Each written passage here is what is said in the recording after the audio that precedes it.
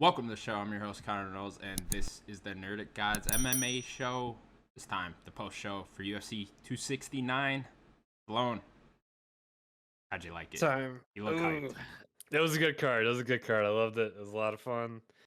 Some good fights. Enjoyed it. Some huge upsets. Oh man, somebody lost 350K last night. I can't believe that guy. I can't believe that guy. It's a good night. Like, how much was he even gonna get paid out after that? I think it was only like 40,000. That can't be worth it. That can't be worth it. That guy's gotta be like killing himself today. Oh, buddy. Man, I could imagine making a bet like that. You gotta have some money to be doing that. Funny enough, I was gonna bring this up later, but on Verdict, which is an app you could use to not bet on fights with money, but you pick fights and stuff. You get points, you get breaks and stuff. And I picked Juliana Pena by 3rd round submission.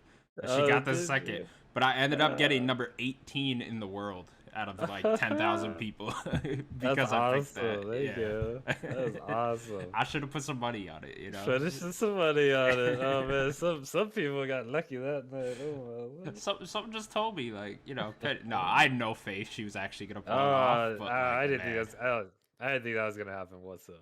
Yeah, me neither. Anyways, we'll start at the top of the card. I thought the card was great. Anyway, by the way, good card. Yeah, good card. Great card to end the year. Perfect pay-per-view. A lot of great finishes, great fights. Thought the main event was awesome. A little 100%. Bit unfortunate considering I'm a huge Justin Poirier fan, but we're gonna get into it. Anyways, Sloan, we will start at the top then. Charles Oliveira submitted Dustin Poirier by rear naked choke in round 3. There Impressive. It is. Impressive. Extremely impressive. Man, that was a tough fight. Like, Dustin had some success in the first round.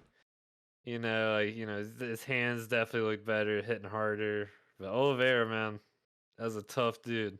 Just stayed at it. Yeah, the first round was crazy. I felt like, anytime they were in boxing exchanges, I felt like Dustin was winning, like really well too. Like every time he was clipping Charles, it was hurting him significantly. Definitely. I think he dropped him twice in that whole round, right? Yeah, something like that. Yeah, and then we get into the second round. Oliveira ends up getting a weird takedown. It wasn't even like he necessarily went for a takedown. He just kind of had the arm and was like going for a omoplata type thing, and then Dustin just kind of rolled onto his back. Yeah. And then he just kind of held on, which, I thought was, I kind of got the game plan. I could see them not wanting to sit there rolling around with Oliveira. Keep him close, lose a round if you have to. One of those kind of things. But I get it. Like, I get the whole, I was worried because last time when I tried to get out of it against Khabib, I ended up getting choked out. So I was just going to wait and be patient and give up a round here. But then once we get into the third round and you end up getting finished, it just looks like such a bad move after that. I know. Like, imagine if you tried to get up in the second and you did and you put it on him and TKO'd him, Like, it's like, Dustin. I know. It stinks.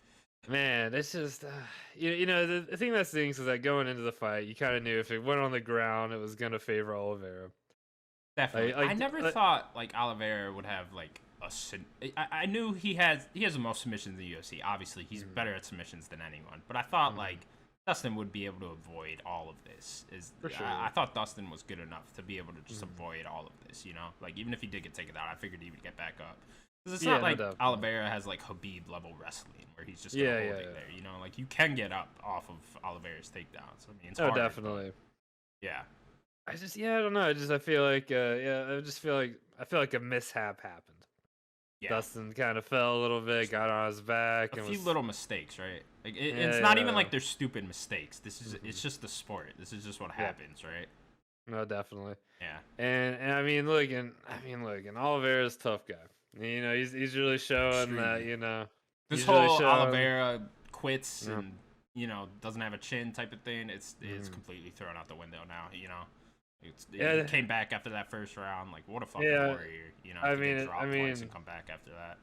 I mean, it doesn't really work. And Oliveira's in kind of a fun situation as well because, he's one of the few guys that didn't fight Khabib. Yeah. But he kind of gets to have his own, like, Khabib-free career. Now he's just beating the same guys Khabib did. And if he keeps going and getting that streak going, then you kind of have more of a fun conversation of, oh, who would have won Oliveira or Khabib? You know, one of those kind of things. It's a really good point. I think it does help us all move on from Khabib's retirement, right? Yeah, because if McGregor, Poirier, or Gaethje had the bout, we'd all be like, well, Khabib beat all of them. So, So it's like, what do you have? But Oliveira, I mean, he's doing well, and I mean, definitely now, 100% Gaethje's the next guy. Yeah, I would think so too. I will say though, with Islam Makhachev and Beal Dariush being scheduled, and they were, who knows how long Oliveira's gonna run off now. I'd imagine he won't fight till April, May. Gaethje got to be a little bit careful because Islam comes out, beats Dariush, and gets a bunch of hype around him. They might just schedule that right away. I think they're just gonna go with the Gaethje fight. I think it's a great fight too, right? I mean, that's got to be on my list of most anticipated for next year now. 100%. But the fight, all in all, was a fantastic fight. Yeah. Like Dustin and Oliveira both look good. It was just Oliveira has that edge on the ground, and it showed. He got his back, and when you don't want Oliveira on your back. Beautifully took his back in that third round when he went in for that body lock, got it, and just simply jumped on the back, and then it was a wrap from there, man. Once he started wrapping it around the neck, it was just like, I know. No. I know, I think because the guy I was watching it with, he's a big Dustin fan too. So it was like we were like watching, we were like, oh no, Dustin, get away. Yeah, I mean Dustin Poirier, he pretty much is, like, I try not to pick favorites, but he pretty much is my favorite fighter. I just been watching the man since I saw his first fight in WEC live when he fought Danny Castillo. He lost that too, but I've seen every fight live. And not that I'm not a huge Charles Oliveira fan too. I've been watching that man's almost whole UFC career too. I mean. First UFC event I ever went to, he got TKO'd by Cowboy in like 2011. And I was like right there for that. So I mean, long-standing UFC fighters, I mean, both of them have had a heck of a career. Yeah, to get Hall now of they're Fame finally now that they're finally at this top point, it's quite amazing. And it stinks for Dustin because now you got to think it'll probably be a minute before he has another chance at a title. And then Dustin, we will climb the mountain again. He's only 32. I know he was talking to the press conference that he just needs time to think and stuff like that. But I truly believe he will go for it again. Well, I know I'd heard like one little thing. I think he was talking about how he might go up a weight class. So he's kind of like getting a little tired of cutting the weight down and stuff like that. Yeah. Maybe this will be a catalyst to move him up. I don't know how he does at welterweight, He's just he's not, like, he's a big lightweight, don't get me wrong, but he's not even the biggest. Even Oliveira looked bigger than him yesterday. Both these guys used to be featherweights, so. Yeah, definitely. Yeah, I don't know. Like, imagine Dustin fighting Usman or Colby or something like that. One of those really big wrestlers, It's like, those are bad matchups. I mean, that's one of the bad things about the welterweight division. It's just so wrestling heavy. It is, yeah. When you get a guy who's, striking is the better thing, going to welterweight's probably not the greatest course of action in the world. Yeah. And like I feel like they will try to match him up with Colby because of the beef away, And that's a bad fight for you, Dustin. Like, don't do that. That's a rough outing. That's tough. Colby's big. But do you have a name in mind for who you'd like to see Dustin fight next? Either at welterweight or lightweight? Oh man, that's hard. That's hard right now. Yeah, he's sticking around at lightweight. I think I'd go Michael Chandler. Just because that'd be a fun fight. Who wouldn't want to watch that? That'd be a good fight. It'd be a good fight for Michael Chandler to kind of try to get back to that title contention. Yeah, I mean, good fight for both of them, right? They both need to be down. I mean, Michael Chandler's on a 2-fight losing streak right now, so. 100%. If I'm Michael Chandler, 100%, I want that fight. Hell yeah! Why wouldn't you? I mean, what I would like to see is Tony. Tony, yeah. Go back even more. I like that. Yeah, because he's ranked like what, probably 8 right now, something like that. Yeah, and I mean he hasn't. We haven't seen Tony since Dariush. That was the last fight, which was like the beginning of the year or something like that. Yeah. Haven't heard anything from him. I feel like that would be a good fight. 2 veterans, still kind of in the upper echelon. Both have somehow missed each other too. Yeah. So I think that would be the fight that I would, if I was Dustin, if I still wanted to stay in the lightweight division, might be the one I want to come back on. Luckily for Dustin, He only has one loss to Charles Oliveira, so yeah. You can't get that, and it was a great fight. So I mean, you could get fight. that rematch. You know, I truly believe we will. This is not the last of Dustin Poirier in title fights.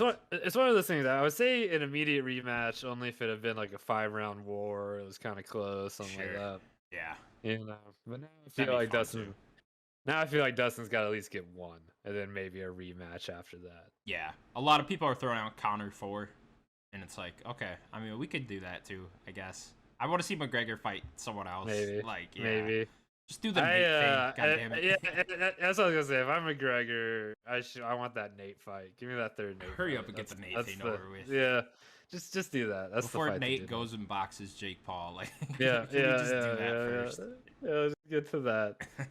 That would be the fight. But other than Tony, I mean, yeah, Chandler.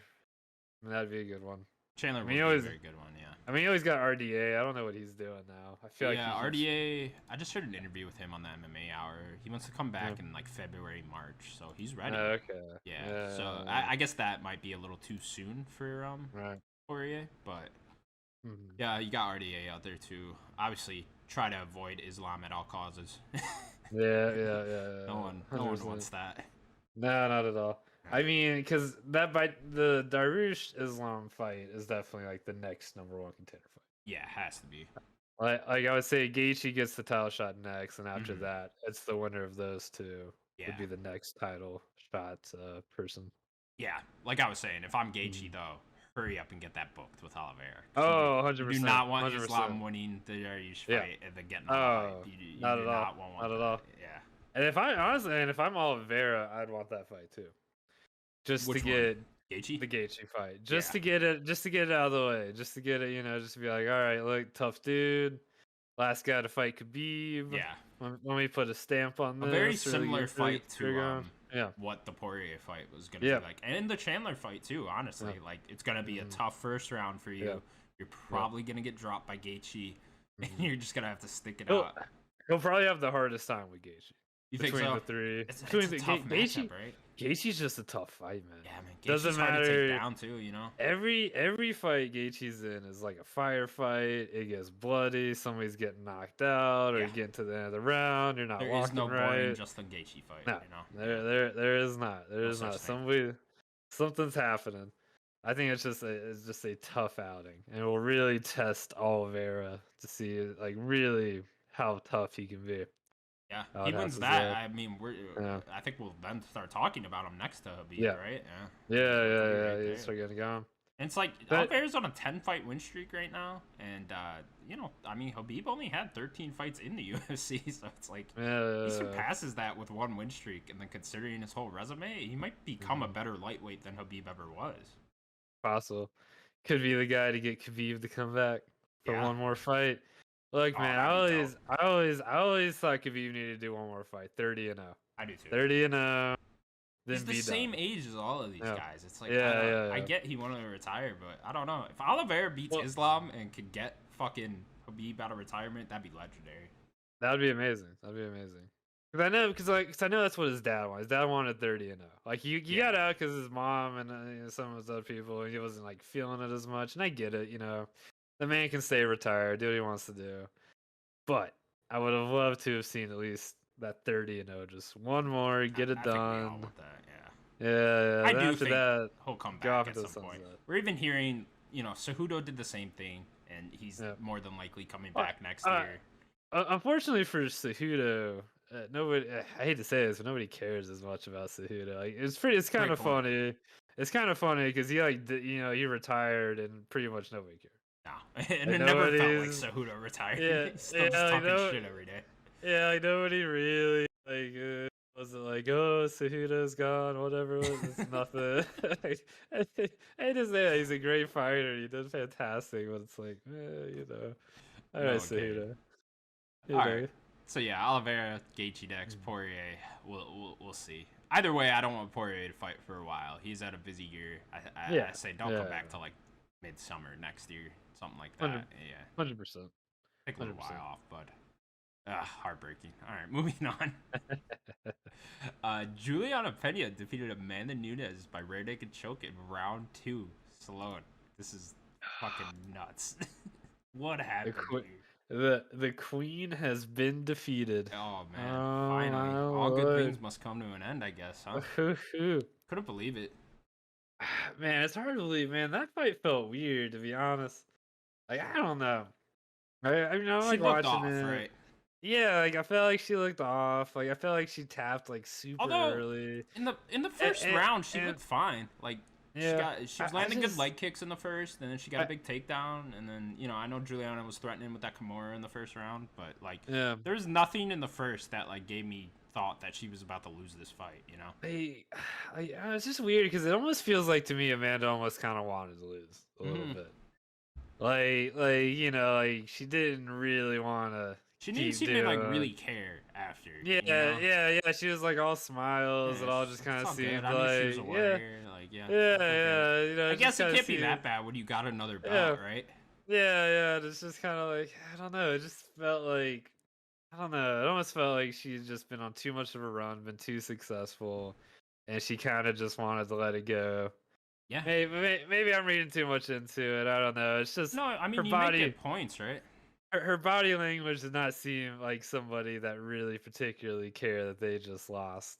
They kind of were maybe, like, okay, maybe now I can spend some time with my daughter a little bit more, Yeah, I something agree like that. completely. And this had to be Mhm. the hardest. Maybe not. They had to have gotten harder and harder to get up for and go train for. As you Yeah. just keep rattling off these title defenses. Juliana Pena has been around the UFC a while. I'm sure she's thought about fighting this girl before, and she just thought like, oh, it's just another girl, I'm just gonna run through. And No, that's definitely. when that second round got tough. I think she was just like, fuck it, man. Cause Yeah. Just didn't want to go with it. Just wanted to, and that's not. I'm not trying to take game away from Juliana. And Juliana looked good. Like she stood with Amanda. She threw shots back. I mean, she definitely did some damage. But I don't know. It just Amanda just felt off. Like I don't know. definitely. Yeah, something was off about her. I don't know. Mhm. I mean, certainly the conditioning either wasn't there or I don't know what was going on there because she got so tired throughout that second round.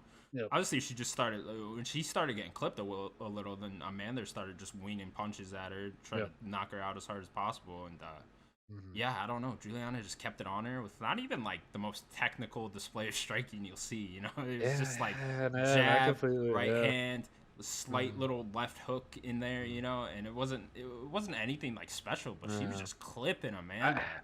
I mean, even when she started choking her out, I mean, she didn't have any hooks in. I mean, she that had was one just hook in and like that was barely just, under the jaw, and Amanda just tapped. just Like, tapped out. what's I was going just on? like, I don't know. I don't know. It felt Certainly weird. not the Amanda we're used to seeing. Yeah. It's like man, someone's off about this. But I mean, look, Juliana, congratulations. Showed all the haters what's up. Huge win, biggest win by Huge her career win. by far. Yep. Juliana Pena has been back and forth in the UFC for a while Yep. now. It's been like win loss, and her losses are to good people, right? Jermaine Durandamine, one of the best women in the world, and then Valentina Shevchenko, one of the best in the world as well. I know she has a couple other losses on there too, but she only loses at top to top. You just never really would have thought with Amanda there and Shevchenko there that Juliana Pena would end up becoming champ. But hell, man, she did it. She did it. And congratulations. Congratulations, Good for Juliana. her. You are now the new women's bantamweight champ. And we'll see what you do. So, do we think we just get an immediate rematch here? Oh, yeah. I mean, 100%. Yeah. 100%. I wonder how bad Amanda wants it, though. I mean, you're not wrong. You're not wrong. I wonder it's like how how much quick did, around does she want to do? I got a question too. How much did Kayla Harrison play a part in this? Because that would have been a big fight. Kayla Harrison, the PFL 155 champ, but she can also make 145. She was at this UFC event. So I'm wondering if that was just kind of like in the horizon for her, and she just was thinking like, all right, Pena, get past her real quick. Then we got a big fight with Harrison here or something like that. Yeah, it's just I don't know. Super weird. Again, I feel like we are taking a lot away from Pena here. She did do a great job, but something was off about Nunes for sure. I would like to see a second fight. Yeah. Really, I think just we're gonna get one, right? Yeah, really, just to kind of get all the doubts away, get all the things away. Like I want to just something because I don't know. Amanda felt off that night. Yeah. After you see her be so dominant, I mean, After you saw, I forget it was that one girl she fought, that really tall girl that she just ragdolled at the ground Megan and like Anderson. choked her out. Megan Anderson. Yeah, Megan Anderson. Yeah. Like after seeing like that kind of grappling display and stuff like that, and just to see her get choked out so quick, I don't know. I don't buy it. I don't buy it, Amanda. Something's up here. Someone's up here. Something's up here. It's weird Something though, is like smells. Amanda was in really good shape. Like she was fucking shredded for this fight, and she normally isn't like that shredded. And I don't know. Oh, definitely. It's just something's off here. Nonetheless, we'll look forward to that rematch. I'd imagine they'll try to book that as soon as possible. Although Juliana Pena, one thing I'm worried about is she's not very active. I know she has dealt with a lot of injuries throughout her career, but I mean, she put together 2 fights in 2021, which is fine. But then you look at her, it's like she only fought 2019, then 2017, 2016, 2015. It's like, all right. Yeah. Well, pretty much. I mean, what I would say, if Amanda doesn't want that fight quickly, I'd probably say the next person they go with is either I don't know. They could do Holly Holm. I know Holly Holm's on a 2-fight win streak in that division. It's funny because it's like if we're just gonna start going through with Pena doing title defenses on these other girls that Amanda's already beaten, it's like there's a lot of hard fights there for Juliana. Like Holly Holm's a tough fight for her, you know. It's a tough fight. Ariana Aldana. The Randomine just beat her last year, you know. It's like that's a tough fight for her, you know. No, you know what I would like is if is Shevchenko go back. She already has a win over Pena, you know. Up Shevchenko real quick while Amanda don't got it. Go up there, steal that 135-pound belt. There you go. Get it real quick. That's how you get that third Nunes fight, right? That'd be fantastic. I don't see Valentina leaving that division. No, I don't either. But it would be amazing if she did that. Yeah, it would be amazing. I agree. That'd be fantastic. I agree. But I mean, you know, another tough winner becoming champ though too. Yep. You know, Ultimate Fighter. Fantastic. Good job, Juliana. Good job, you bantamweight women's champ. Congratulations. Crazy. Let's see what you do next. Can't wait. Yeah, hopefully she is active. I hope she's not like gonna take forever. Yeah, hopefully she's dealt with all these injuries and stuff because I really don't want an inactive champion, especially down there. Because Rose is also not very active. Yeah. The only one, I guess Valentina's the only one we really got right now. Yeah, she's the only like pretty active one. I mean, Amanda was pretty active as well. Yeah, Amanda was very active. You know, I hope these 2 new women's champs don't start kind of slowing down on this. I mean, Rose did fight twice this year, which is, you know, and they're pretty close back to back. So hopefully she might, you know, keep that trend going. I'm waiting to see a women's champion like really break through and be the one that can like headline a pay-per-view, you know? Yeah. Because all of them thus far have, even Nunes, I guess, like, I don't know what more she had to do to really break through, but like, none of them could like headline their own pay-per-view still, you know? Or at least UFC didn't have enough confidence for them to headline their own pay-per-view, so. Yeah, well, you need 2 to tango, right? Usually it's like one of them is fantastic, and the second one's usually like, I mean, you know, I think the closest fight you got to that was, you know, like Amanda versus Chris Cyborg. Yeah, and that was a co-main, you know? Yeah, that was like, a maybe that was just a missed opportunity by the UFC, but like still, it was like, that would have been the one, right? Or like Holly Holm, right? Yeah, like they have managed to make that a second fight. That probably could have been a main card fight right there. Which I wish we would have got that done at some point. That would have been nice. Yeah. I agree. Honestly, that Kayla Harrison, if Amanda had won, maybe Kayla Harrison versus her could have been. That's what it would have been at 145, I think, right? Yeah. I wonder what she's got to be thinking now, because that's got to suck to not. To think you're like one of the best women in the world and not be the one to defeat Amanda Nunes. Yeah, 100%. It's like it's already been done now. If you go and do it again at 145, it's not going to be as impressive.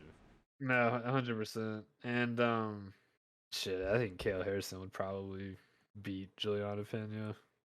Yeah, Juliana, I don't know if she would ever fuck around at 145, and Kayla Harrison in no way in hell can make 135, so that might never happen, but... Because I mean, honestly, weren't they getting rid of the 145 division? Like I felt See, like that's what I'm worried about now. you Is know, if they might uh, just end up getting rid of it now with yeah, Amanda not being this like super dominant champion that you can build it around. yeah. You know, it's although I guess she still kind of is at 145. I don't know.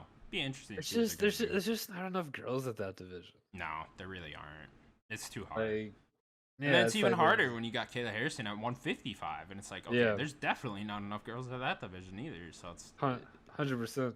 There's just not enough like between 145 and 155 girls. yeah, there really There's, aren't. we need some more bigger women. Where's all the Yeah, bigger women at?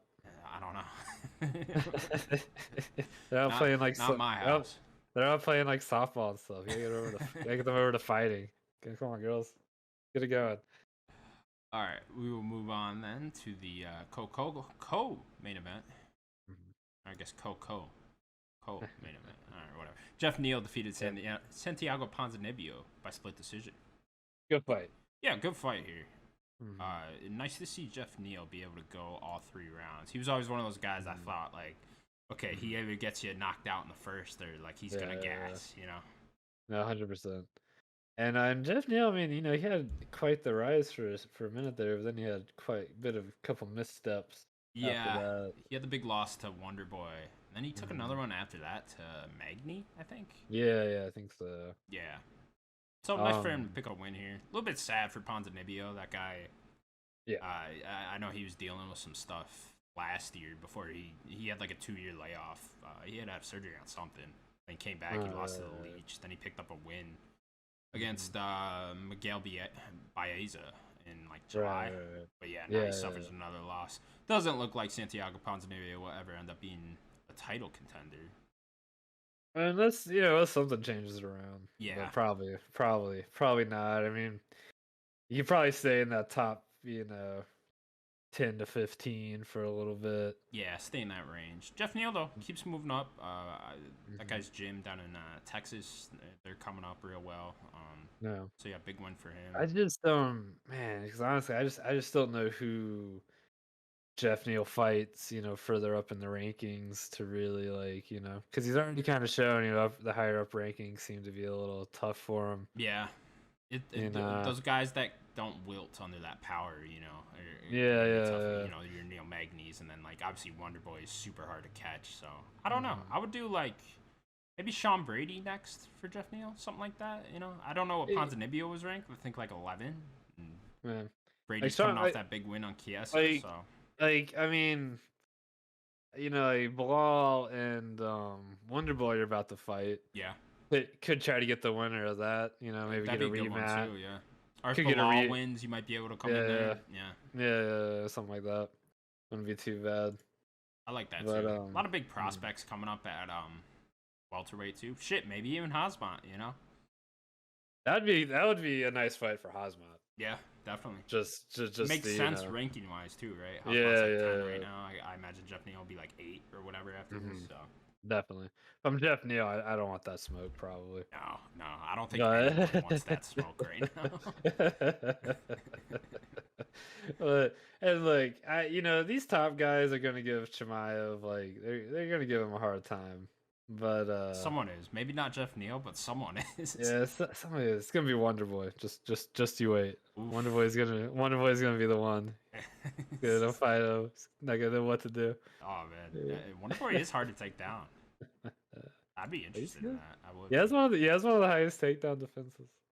And then for Ponzinibbio, I guess just someone outside the rankings for Ponzinibbio. Yeah. If I'm Ponzinibbio, I'm trying to get somebody not in the rankings right now. Yeah. Trying to get maybe 1 or 2 fights outside the rankings. He's a very exciting fighter, so he can always do like a co-main event spot on a fight night against someone, something like that. Yeah. He'll be around a while. He also has a desk job for the Spanish UFC.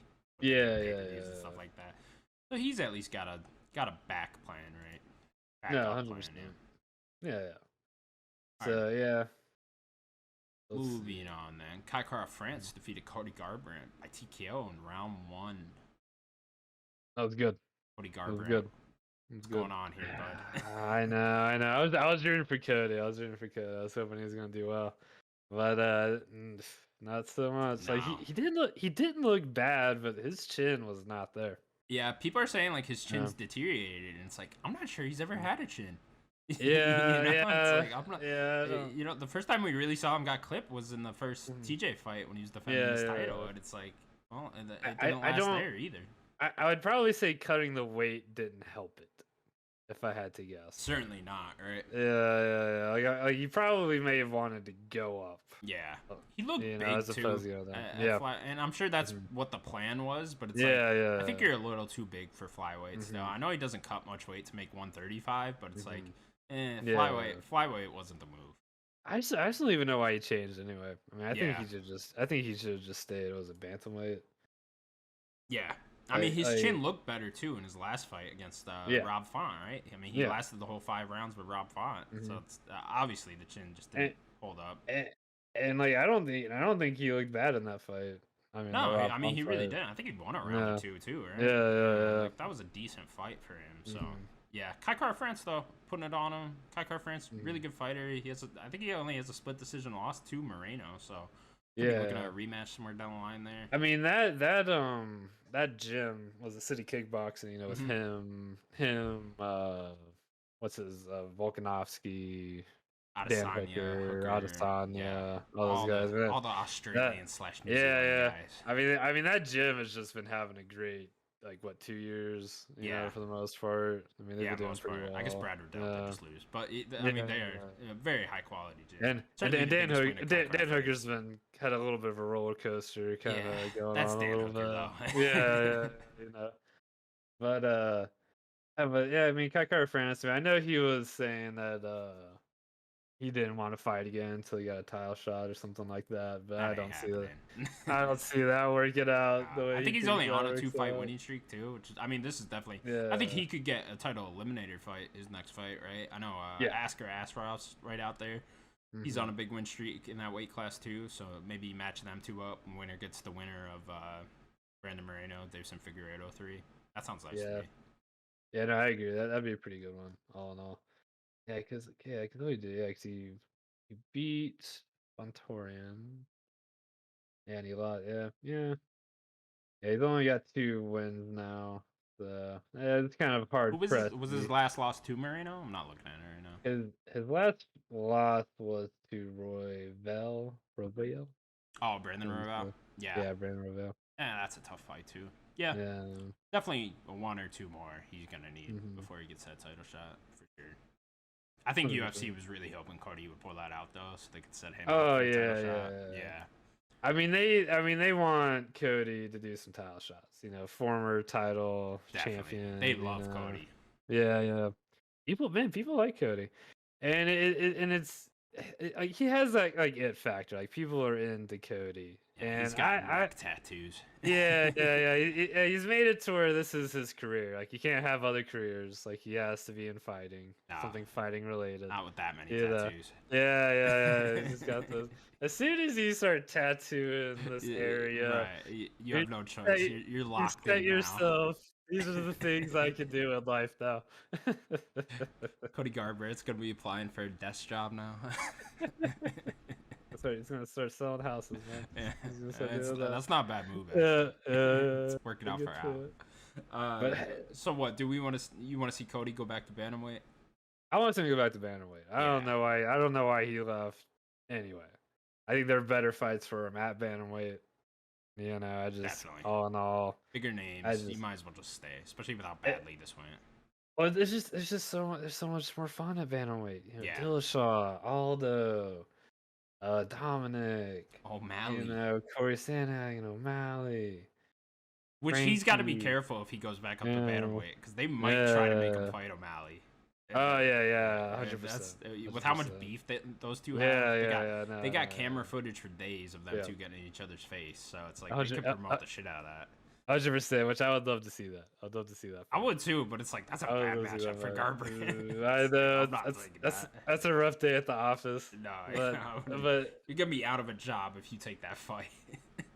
That'd be such a fun fight, though, man. Watching those two guys go at it. Would be great. Yeah, it would be fantastic.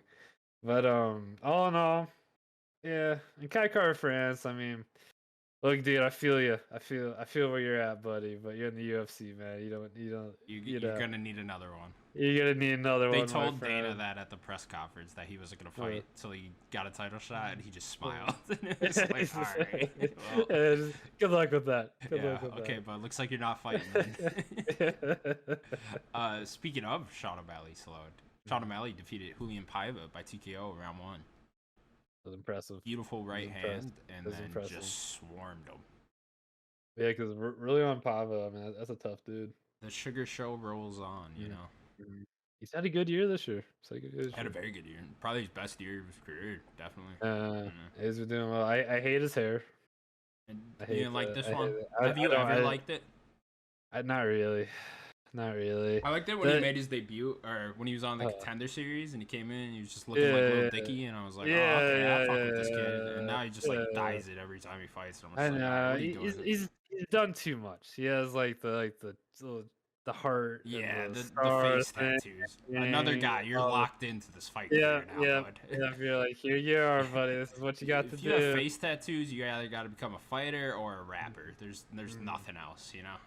100%. And it stinks because I enjoy watching his stand up, but yeah, he looks like a clown. Like I hate to say it, but he has like the it's like watching Ronald McDonald get in the ring, and it gets I'm just like, why?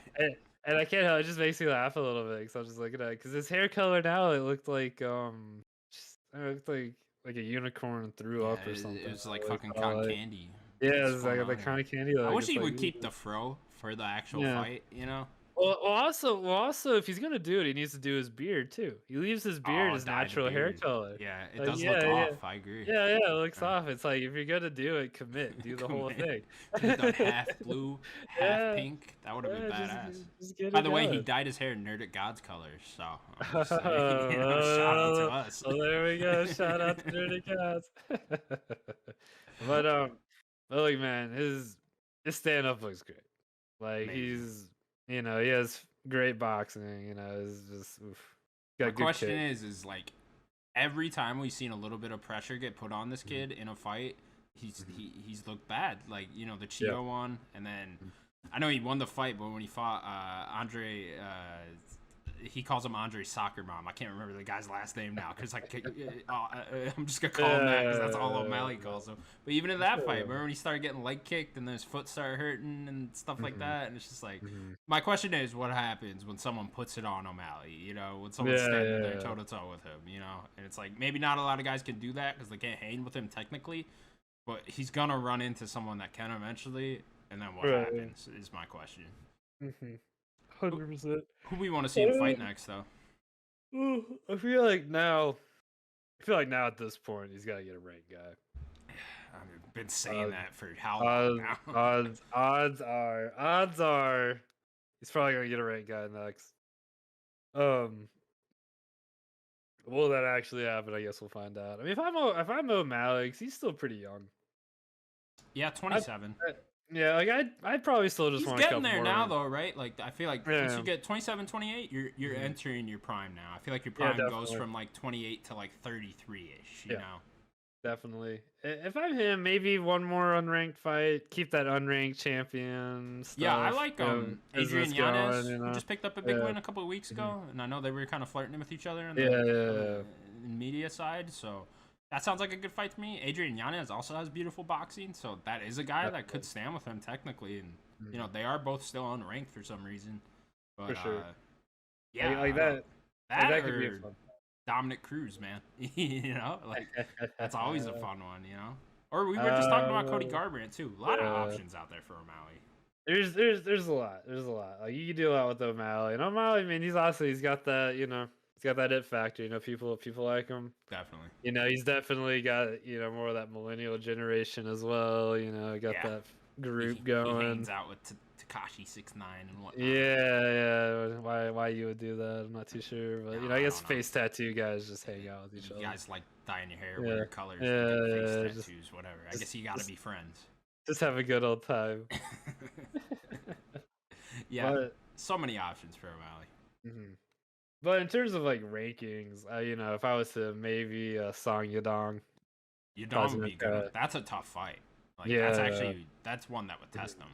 Yeah, it'd be good testing fight. Most likely a stand-up battle. You have the rankings pulled up right now. What is Sedan ranked? 14 right now. 14?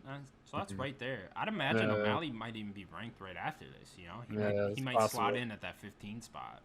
It's possible. But I mean, I feel like that'd probably be like Song also. I guess he just fought. What was it? Was last month? Yeah, I think it wasn't too long ago. You're right about that. I forget who he beat, but he did just pick up a win. Also, Cheeto Vera out there still. I know that rematch has got to happen at some point. Yeah, the rematch will be fun. I mean, where is it? What Cheeto? Cheeto's a little bit higher ranked now. He just beat Frankie Edgar in the New York card. Just beat Anger, just be great. I mean, they probably wouldn't do that just because he's on a bit of a streak. They're probably gonna want to put Cheeto up a little further. If I had to guess, I'd imagine they would want to do that too. Yeah, maybe Frankie Edgar. You know, I know I'm just throwing every name out there right now, but again, Sean O'Malley, it factor. You can do whatever you want, really. Yeah, no, I feel bad for Frankie because now he's just kind of like becoming hey, let's just throw some young dudes at Frankie and get a nice little win. Right? It's that gatekeeper status. Yeah. That sucks to see. I know. Because his last win was against Munoz. Like, he beat Pedro. Yeah, a great fight, right? Yeah. Then after that is when he got knocked out by Sandhagen. And that was bad. That was a vicious knockout. Too, then Cheeto knocked him out. It has not been a great time for Frankie Edgar. And O'Malley will 100% knock out Frankie Edgar. Yeah, he probably would, huh? Yeah, like it would probably. Unless he just has like super bad wrestling defense. Yeah. And unless Frankie can just get in there and just wrestle him immediately and just not keep the stand up going. He could maybe get the win like that. But... Make it a boring fight, Frankie. Fuck it. 100%. But if you can't get him down, he's not beating O'Malley up on the feet. No, I wouldn't think so either. That's not happening. Dude, striking is beautiful to watch, though. Like, you gotta give him that. Yeah, it's you know, however you feel about the guy, you know, whatever you think about his, you know, style choices or whatever. He's a good fighter. He's fun to watch. And I'll be interested to see where he keeps going from here. He's definitely, you know, if he keeps it going well, he's a future champ at some point. You know, he's 15-0, right? Mentally undefeated. You know, as we say. 15-0. I love it when Bruce is naming off the record and he throws up the O. Yeah, he throws up the. This little jackass. All right, moving on. Josh Emmett defeated Dan Ige by unanimous decision. Good fight. Yeah. That was a good fight. This is some tough dude. Really close fight. It was back of I gave Emmett round 1, Ige round 2, then round 3 was just kind of up in the air by the time they were reading off the scorecards. I really didn't know who won. No, 100%. And that fight, that was just a fun fight. Good win for Emmett. Emmett, one of those guys, like, he'll constantly put on wars. He has big power, but he's getting up there in age now. Yeah, he's 36, which is old for featherweight, you know. Yeah. No, definitely. Yeah. But 4-fight win streak right now, all big name wins, good wins. It's you know, the time is now for Josh Emmett if he's gonna go for a title. If I'm Volkanovski and I want to, you know, have a guy to kind of get my title defense streak going, Josh Emmett could be a good one. One of the guys, yeah. He could be a good one. He's up there, right? You got to start having those conversations, you know. Yeah, he's got Holloway there and stuff right now, so. Yeah, I don't know who would be next for Emmett. Let me I guess maybe winner of Jacate and Calvin Kattar next month would be a good one, you know? That could be a good one. Yeah. You got to give him someone big, you know? I would like to see him headline a fight night, you know? Give Josh Emmett that limelight. I think he deserves that. 100%. I mean, you got Arnold Allen. Arnold Allen is right there. You're right. That's a good call. He's also got, you know, a couple good wins right now. Arnold Allen, I think, on the biggest win streak in that division besides Volkanovski. Like, I think it's just unfortunately nobody knows who that is. Yeah, you know? Which is weird. Arnold Allen really entertaining, actually. Oh yeah, like hardcore. I was listening to an interview with him the other day. Actually, he's actually like really funny too. I don't know. Arnold Allen needs to get out there more. 100%. But yeah. But I'm not too sure because I mean the top of that division is a tough division. Yeah, definitely. Like that is a killer. Featherweight just as stacked as any division. Yeah. Like if I was Emmett, I would have been on the mic going, Volkanovski. Give me that fight. Just get your name out there. Yeah. Give me that fight. Yeah. That is one need to talk a little bit more. That is one thing that it annoys me to death with a lot of these fighters is they will get a win and they will not call out anybody. Right. It drives me. Doesn't capitalize on it. It drives me insane. You gotta like these guys are all like, oh, they'll find me a fight. Oh, they'll do this. It's like that is the long road. That is not how you make a headline. You got to get out there. You can make this so much easier with just some simple words, you know? Simple words. Let's like have some names, just somebody. Make it realistic too. Don't go up there and go like, oh, I'll fight Vince Vaughn. Oh, I'm Derek Lewis. It's like I'm Derek Lewis. I'll fight Conor McGregor. You know, it's like it's like make give like a good out of here calling out Brock Lesnar. Yeah, it's like, what are we doing here? It's like come on, guys, let's do it. But you're right, though, with Emmett, right? Especially because there is no clear-cut guy at featherweight right now, you know? I mean, Holloway kind of is, but, like, someone could squeeze in there. It doesn't even seem like Holloway wants it that badly. Holloway is the guy, but he's not going to get it because they've already had too many fights. Right. It's just not going to happen yet. Maybe. And so they might. They might, but I don't know. It's sounding like Volkanovski doesn't want to do that. It doesn't even sound like Holloway wants to do it when you listen to him either. Like, he doesn't even sound too interested in it. No, 100%. So it's just like, Holloway is the number one contender. Should be the next one with a fight, but I don't see it happening. But then after Holloway, it's like Holloway's beating all these dudes. Yeah. Like he's beating the potential contenders. Yeah. He's taking the title shots away. Yeah, so it's like at this point, it's like you kind of have to look a little further down the rankings for a guy that has quite a few wins, hasn't had to fight one of the top guys yet. Yeah. So those top guys are just getting broken by Max Holloway. Emmett fucked up. yeah. It's like come on, man. Like come on, I got on that mic, man. These guys. I hope he ranked like 5 now, right? Something like that. Yeah, 5 or 4 even. So it's like something like right there, man. Like you're right there, man. It's like let's get it going. You're up in age, man. You got to get it going, dude. Yeah, let's get it going. I mean, he's certainly the oldest guy in the top 10. So it's like, you got to get going, Josh Emmett. Mm-hmm. Yeah, good win, good for him. Dan Ige just continue climbing up. I like Dan Ige quite a bit. He's only 30, so got some time on him. He has fought some really big names in the division, headlined some cards now, so I'm sure he's gained some really good experience through that. Maybe just take a step back from guys in the rankings or like in the top 10 at least, and climb your way back up. Not the end of Dan Ige. 100%. Next up, then, Dominic Cruz defeated Pedro Meteos by unanimous decision. Man, Dominic looked great. He did, except that first round. I mean, shaky there in that first round, getting dropped twice, but.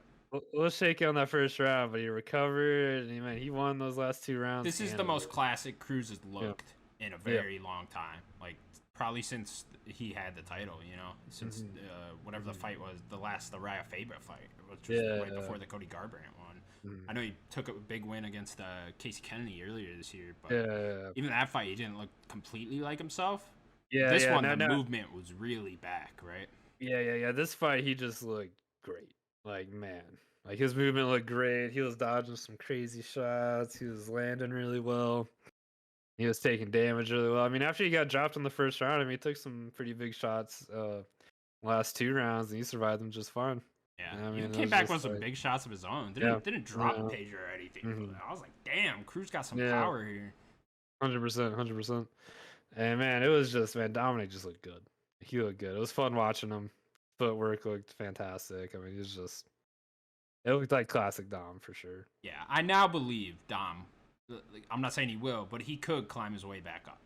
Oh, 100%. I believe that. Yeah. I mean, I hated how the fight with we just talked about him. Cejudo went. Yeah. I hated that got stopped the way it got stopped because I think what we saw in this fight would have been a similar situation in that fight. Yeah, I think it might have taken Cruz a while to get back into like real fight shape, like his real classic fight shape, because he even 100%. Looked in better shape in this fight than he has in the Case Kennedy fight and in the Cejudo fight. So I think it just took like a good year to get back there, but he's back now, full force. Dominic Cruz, man. 100%. Yeah, I'll be excited to see where he goes from next because I mean he's like up in the rankings there pretty well. Plus, he's a huge name in that division, right? Like he could get anyone on a main event, on a fight night, or anything. You know, he could fight 100%. the number 2 ranked guy right now. You know. I mean, his last 2 fights have been on the prelims too. I mean, we could definitely, get him back up into that main card. I think so too. You know what I'd love to see, Sloan? What would you love to see? Dominic Cruz versus Jose Aldo. Now's the time. This is what I want. WEC never dies. Former featherweight champ versus former bantamweight champ. Amazing. Let's do it. Well, here's the thing. We'll go back to kind of my previous point there, is that Aldo did the smart thing, and he called out TJ. Yeah, he did. And it's looking like he might get that. Yeah, it's looking like he might get that because TJ was like, yeah, let's do it. Yeah. So I was like, I don't know. I think Aldo might be going off and fighting TJ for that one. Probably. I've just always wanted Cruz Aldo. I feel like I've fantasized about this fight for like the last decade. I feel like say Aldo and TJ fight, Aldo wins that fight. And say Dom fights somebody else, wins that fight. Maybe after that they could get that. I feel fight like in. if Aldo TJ gets matched up though, surely the winner of that would be next in line for winner Sterling Yan. Yeah. Most likely. But it's kind of funny. Jan doesn't even sound like he wants to fight Sterling. Sounds like he just wants. Sounds like he's got the interim belt now. He might just start defending that. He might just be the first guy. Just defend it. How about Sterling fights me for the interim belt? You know. Yeah, how about that? But yeah, I would like to see Dominic versus Aldo. I mean, that fight would be amazing. Yeah, I would love that too. I guess more realistically, since Aldo probably is a little bit too high and is probably getting the TJ fight or something like that. I don't know. I'm trying to let me pull up the rankings. I mean, you got Sandhagen, which that would be a tough fight for Dom. That's actually a really good fight considering both their movements. Like Sandhagen almost ages to the new age Dominic Cruz, right? With that movement. I think because Sandhagen's coming off a loss. Yeah, Sandhagen's coming off a loss. Font's coming off a loss. Oh, Mirab. I can never pronounce this guy's last name, but that's a tough fight for anyone. That would be a tough. If I was Dom, I don't know if I'd want to fight Mirab. No, I don't. That's the boogeyman in that division. I don't think anyone wants to really fight that guy. That guy's wrestling is insane. Yeah, that's He's coming off that big win over Marlon Moraes too. Yeah. Shit, Dom might end up getting matched up with him now that I'm looking at it, you know? That's a possibility. Possibility. Because they do like matching up winners with winners, and it's like, ooh, that's a rough one. Mirab could use a main event, too, on his resume. If Cody comes back to bantamweight, if I was Dom. See, Dom would probably really like that, to get that win back. Yeah, get that win back. That was devastating for him when he lost that back in 2016, so... This is why I wish Cody had stayed in that division, because you kind of get some of those old rivalries. You almost could have done that fight last night then if he would have stayed, right? Yeah, 100%. But I don't know. I guess we'll see. I guess we'll see what happens with Dom next. Maybe he'll fight DC next. Maybe that'll be the next. With DC not doing his fucking homework. You know what was hilarious about that is Cruz got DC to admit that DC hired someone to sit in the truck and feed him information so DC didn't have to do research. It's like, oh amazing. God, DC, that looks really bad. Dominic, it's one of those things I love about Dominic is he just does not give two shits. No. He will just start shit with whoever, and it is hilarious. It is the most hilarious thing in the world. I mean, him and Bisping go back and forth all the time. I love it. I love when they're like commentating together and they just go at it. And I love Dom. Like he's just constantly antagonizing people. A lot of people don't like Dominic Cruz commentating too. It's like I love Dominic Cruz type of commentating. You get more technical view from Dominic Cruz than any of them. I honestly like him and DC together. Like honestly, I honestly should do that more now. I like when they commentate together because Dom is like so good. DC has some funny stuff. DC is a very good commentator even without doing all his homework. Yeah, like he does DC's pretty good just job. Entertaining to listen to. Right? Like I enjoy like DC and Rogan together. Yeah, and it's not like DC can't just break things down from a technical level. Like he's a very high level fighter himself. Definitely. So I like having him and Dom, like DC and Dom together commentating. Like I like that duo. But yeah, that's a little off topic. But yeah, Dom. It's hard to say. It's hard to say what we do with you next, Dom. Yeah, hopefully not. Stay away from O'Malley. 'Cause I think that's a Yeah, pretty bad matchup, actually. yeah. Maybe Do not not want to though. fight. Maybe I'm reading too much into that. I don't know. That could be interesting. Yeah, I mean, Dominic was looking fast. I mean, he's really tricky to read. You know, I know guys have been kind of starting to figure it out a little bit better as the years go on, but he's still a tough Definitely. guy. Yeah. We shall see. And then Pedro Meteos. Obviously, little bit of a tough skid for him. He just lost to Aldo before this. No Cruz. No shame in losing to two former champions, I guess. So just keep climbing up the ranks if you're Meteos. Although I know Meteos is getting pretty old there. I think he's like 35. Let's see here. Yeah, he's 35. So we'll see with Pedro Meteos. Unfortunately, I don't know if he'll. I don't think I'll ever get there at this point. Tough man, because that top of that division is like pretty much nothing but ex champs and Yeah, Bantamweight's just on fire right now. tough dudes, man. Yeah, He's I just tough agree. dudes in that division, and he's having trouble with these top guys. And I just because if you can't beat Aldo, I don't see him beating Dillashaw necessarily. I Yeah, I definitely don't. don't. I definitely don't see Looking at him that beating. top five, it's like even like Yeah, top 8. I don't see him beating a lot of these guys. I guess even Rob. Cartwright's still in there. He could win I mean, that, but even Rob Font. I mean, Rob Font, tough dude. Like, yeah, I don't even. that's a You tough know. fight for anyone too. Yeah, I mean, he might have just lost to Aldo, but I mean, that was a good fight. Maybe you match Munoz up with Moraes now. As long as Moraes still has a job, I know he's on like a 4-fight losing streak, so I know. he You might know end what? up getting cut. I mentioned this before, but I mean, it kills me with Mariah because it's like he's looked good in all those fights, Yeah, all of and them. it's just like something Even happens. Yeah, Mirab fight last fight, yeah, he almost knocked him out in that first round like twice. I know. They just couldn't do it, and it just ends up losing. Like that's like the story of his career right now. It's like he almost wins and then does it and then gets his ass whooped. And it's Yeah, like I was it's there when he fought Cejudo for the title in Chicago, and oh yeah. yeah, he dominated him that first round, and Mm. yeah, then just fell apart after that. Like, Sad it's like story for Mother Rice, it honestly. is, it is. It's like he does so good at the beginning, and then he just like starts pittering out. It's like, oof, unfortunate. But yeah, I mean, I like watching him fight. Oh, Regardless. actually, now that I'm looking at the rank, Cheeto Vera would be a very good fight for Cruz next. Match them Yeah, two up in a main event. That'd yeah, actually be a yeah, really good one too. no, yeah, you're not wrong there. That would be a good fight. Can't really go Be wrong at bantamweight.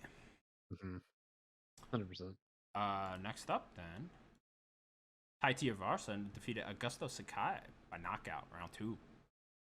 Mm. Did a big old shoey afterwards, I like the Milk Boys guy throwing him the shoe every time. It's like, where does this kid come from? He's just there at all these UFC events, just waiting, shoe on ready. Throw that time. Yeah, I know. They're just passes them. Just Here's the tossing beer. them. Here's the shoe. I just love it because it's just there's beers everywhere Yeah, going. people pouring it on him while he's walking Yeah, back and it's stuff. like, oh, it's amazing. I know they gotta hate that. They have to absolutely They hate. got to be ready for it at this point. I was like, all right, tie's out, so I'll get the towels out. Have to get a messy. I get a messy I like area. when they show the crowd after it. Everyone's got their shoe off. Like he's gonna take your shoe and pour a beer in it and start drinking it by himself. It's like, all right, you might not be the lucky one. Not everyone has to take their fucking shoe off for this. 100%. But man, tie hits hard, man. Real hard. Big win for him It's, too. I think Augusto Sakai was ranked 11 going into yeah, this. I think so. See. Which Tattoo Vasa, he's had a good year this year. Very good year. Trying to look at all his. Yeah, back in March, defeated Harry Huckerson, and then had the big win over Greg Hardy in July, and then now December defeats Augusto Sakai. Finally get back into that rankings. Might even crack top 10 if he's lucky. But yeah, big win for Ty. Because 2019 he was kind of looking rough, and he got that win against Stefan Struve in 2020. Yeah, And that now was a big win. Yeah, now he's got 3 Yeah, more because wins. he was on the verge of getting cut at one point. Yeah. I think he had 3 in a row. Yeah. So good for Ty turning around here. And now he's on a 4-fight win streak. Quickly becoming a fan favorite too. Oh yeah, 100%. People are gonna really want to see him fight for a title if he can get up there. 'Cause I don't think he was even ranked yet in right now yet, was he? Nah, he wasn't. Yeah, So yeah, he'll probably pop in number 11 on yeah, Monday. probably pop into the ranks now. Now Tai Tuivasa is up in there. Yeah, it's weird too at heavyweight because you can kind of get like even right now Chris Dawkins is fighting Derek Lewis and they're pretty far apart in the rankings. So you can get someone really high above you in the rankings at heavyweight just due to the landscape. So yeah, definitely. I'm thinking Ty versus Rosenstrike might be cool. You know, Tybura would be cool. It'd be a good fight. I mean, I don't know. If I'm Ty, I'd probably want maybe like Pavelach, Spivak, maybe even Walt Harris. Go back for a second. Walt Harris would be very good for him, actually. Yeah. That's a guy. I would just try to stay away from the wrestlers. Like, you don't want to fuck with Tybura, because like that guy might just wrestle fuck you the whole time. 100%. Tom Aspinall might be a good one. Although they might not want to waste two prospects like that. Yeah. You see, I was thinking Tom Aspinall, but I was like, oh, Aspinall's been doing pretty well so far. Yeah, I feel like one of those guys could really crack through and become a title contender. And match them up and waste that. I know occasionally they'll kind of do that, have like two big prospects kind of go at each other. It's the fun thing about the UFC. Sometimes they'll do those things. But, yeah, they don't like to. Yeah, but I don't know. I probably wouldn't do Aspinall versus Tai Tuivasa. Yeah. But, yeah, I think Rosenstrike's actually a pretty good call, honestly. Rosenstrike could be a good one. Two big hitters. I mean, Tai Tuivasa's been doing the one hit walk away kind of thing, get knocked out, then boom. There you go. Yeah, that'd be a fun main event too. Yeah. Could definitely headline a card with that. But yeah. All right, next fight. Bruno Silva defeated Jordan Wright by TKO round 1. Flurry of punches here. This one was nuts. Flurry of punches. No kidding. Jordan Wright looks like the bad guy in Falcon and Winter Soldier. The fake Captain America. He's like the spitting image of him. I can never get that out of my head. Yeah, I can definitely see that. I like his nickname, the Beverly Hills Ninja. Yeah, it's a good nickname. It's a fun nickname. Yeah, that was an interesting fight because honestly, I was kind of thinking Jordan was gonna win that fight going into it, but Bruno Silva, man, you look good. Bruno Silva been around a little while now. Yeah. And I guess he only made his debut this year. Maybe I'm thinking of someone else. That was a quick KO. Yeah. Well, he came in the UFC this year, only in June. Then he had a big win in his debut. Another big win against Andrew Sanchez in October. Did a quick turnaround here. Another big win. 2 performances nice thus far in his UFC career. He's had a great start so far. Doing well. I'm sure. So what division is the? That would be middleweight. Where is this? There's a couple good prospects coming up in middleweight. Yeah, middleweight. Yeah, there's a lot of guys there. Honestly, you can match them up with in our next fight here. I'll just read this off too. Adrian Munoz defeated Eric Anders by armbar round 1. You can match them two up even. That'd be a good fight. I think maybe have I'm already forgetting the guy's name. The guy who knocked out Adesanya just had his debut. Oh, Alex. No, Alex. What the hell was that guy's name? Oh man, you're bothering me now. Can't remember his name, but that could be a good fight. That would be a good fight. That guy, Pereira, something Pereira. What is that? Oh, it is Alex Pereira. Okay, great. There it is. Yeah, he does need another fight too to climb up those rankings. Yeah, maybe Adrian Munoz could be a good one for him. Munoz though, he's looking good with his submission. If you remember, this was the guy that broke Jacare's arm. Yeah. Earlier this year. Yeah. Now he gets another big win over Eric Anders. I gotta imagine he'll be ranked come Monday if he's not already. Yeah, I gotta imagine Munoz is probably gonna be at least if he's not ranked, gonna get a nice ranked fight. Yeah, you could slide him into this 15 spot because they got Shabazi in there now, and I know that kid's on like a 4-fight losing streak or 3-fight. So yeah, I guess maybe next for him would be like Kelvin Gastelum would be a good one. I know Darren Till and Uriah Hall just got matched up, so they're out. Kevin Holland's dropped down to welterweight. Yeah. Wonder if Weidman's gonna fight again. Yeah, Weidman. That's a question, right? When was that leg break? Was that April? Yeah, something like that. Yeah. I think he was at the event. It looked like he was standing. Oh, was he really? Uh, Yeah, I know uh, he's standing. I think he's working out now too. So I'd imagine he'll come back at some point, but still not. I'd imagine not till like mid next year at the earliest, though. right. Yeah, something like that. It's him and Connor both dealing with them leg breaks. Mhm. Well, the one was way more brutal than the other. Okay, cool. Next up, Aaron Blockfield defeated Miranda Maverick by unanimous decision. Bum, bum, bum. Yeah, Good another fight. big win at flyweight. There's a lot of young girls at flyweight right now that are getting on these win streaks. Like this girl, you got like Casey O'Neill, people like that. It's funny because they were like going on about her age, like, oh, she's the youngest fighter on the card, 22, and it's like Miranda's only 24. Yeah, it's funny. Just facing an old vet in Miranda here. There you go. Yeah. Here we go. I do think women's flyweight will eventually become the best women's division. I think because we see so many girls drop down from bantamweight and then so many girls go up from strawweight. I think eventually it'll fill out and we'll get a lot of people like this, like your Casey O'Neills, like your Aaron Blanfield, that will just fill out that division real nicely. But yeah, good win for her. Yeah, definitely. I don't have a name in mind for her next, but no, not really. Just anyone, really. Really. Yeah, you just got when you're 22 like you that. You just gotta build your career at that point. Just get whatever fights you can. What those girls like her and Casey O'Neill gotta be really careful of though is like don't put too many wins. I mean, you obviously you just want to keep winning, but like slow down because you do not want to rush into a Shevchenko title shot. I mean, being those girls, you want to spend the first 4 to 5 years just fighting unranked people when you're that young. Yeah, just get into it because you didn't go through the amateur scene enough. Right. You're pretty much going straight into the big with women, because like I think it's just a lack of athletes, Yeah.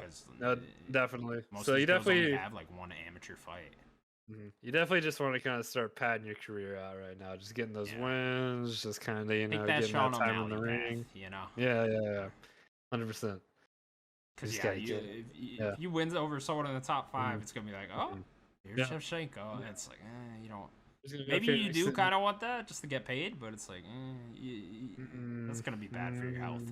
Yeah, no, definitely. I would, just give us some time, because all these young people, they also want to try to like beat that John Jones record. They want to be the youngest champ. People gotta let that go. No one's ever getting that. yeah. It's like we gotta be 23. Like 23 is young. You gotta be a special kind of athlete for that kind of thing, and John is a rare breed there. That's still the one that's still standing. It's about 10 years now. Yeah. It's like I wonder if we'll ever see someone beat that. Oof. It'll be people will be hard pressed to be beating that one. That's for sure. Definitely. If it were to happen, it'd be in the women's division. I can't see too many men's divisions right now.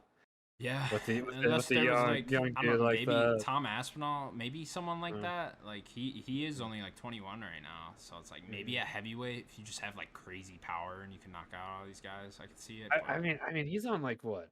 Couple 3, 4 fight win streak. He's on a 4 fight win streak in the UFC. Yeah. I think he's only had 4 fights, right? Yeah. In the UFC. Yeah. So yeah.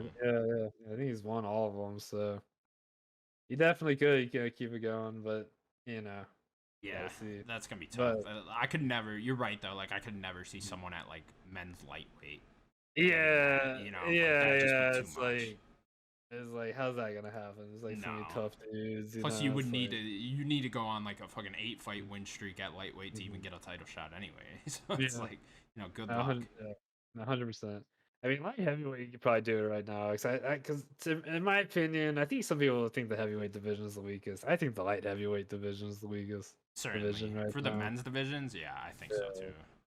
Even it's definitely not heavyweight. Not right now with heavyweight. Heavyweight at times has been the worst men's division, but not right now with Cyril Gane and Ngannou and all that. Yeah, the heavyweight's actually fairly stacked compared to recent years.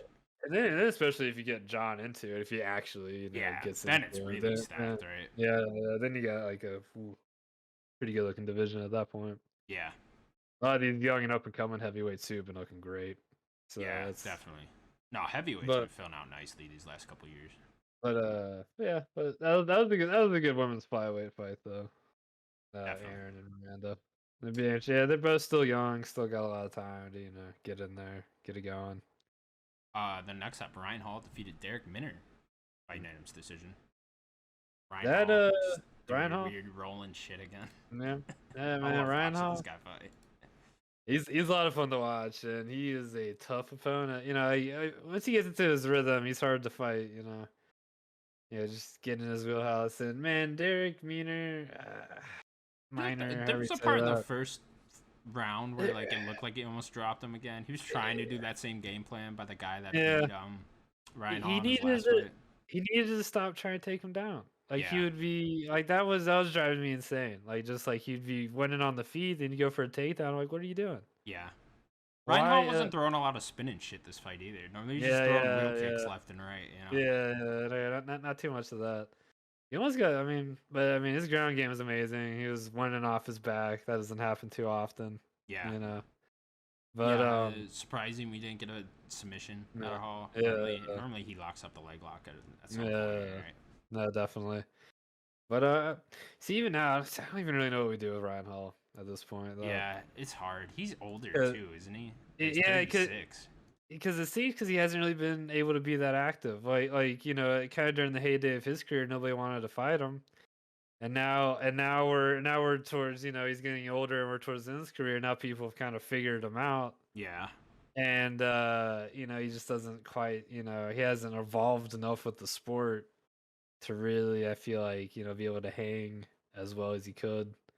I would like to see him get that one like high level fight, Maybe just someone in the top 15 would be Yeah, nice. definitely. I'm not even sure we've ever seen him against a ranked opponent, so I would kind of like to see that just because, and they'll always be fun, right? Yeah, it seems because the last two fights didn't go very well. He didn't look too great. His performances weren't the best, or his last fight or whatever. This wasn't the best. Like this fight, even this fight wasn't the most exciting fight. Like he looked great, but I don't know, I guess we'll see what happens with him.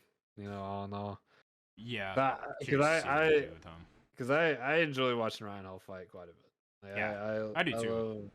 Love, his jiu-jitsu is a ton of fun to watch, but he's just such an odd fighter to watch. There's no one that really does his exact style. No, definitely.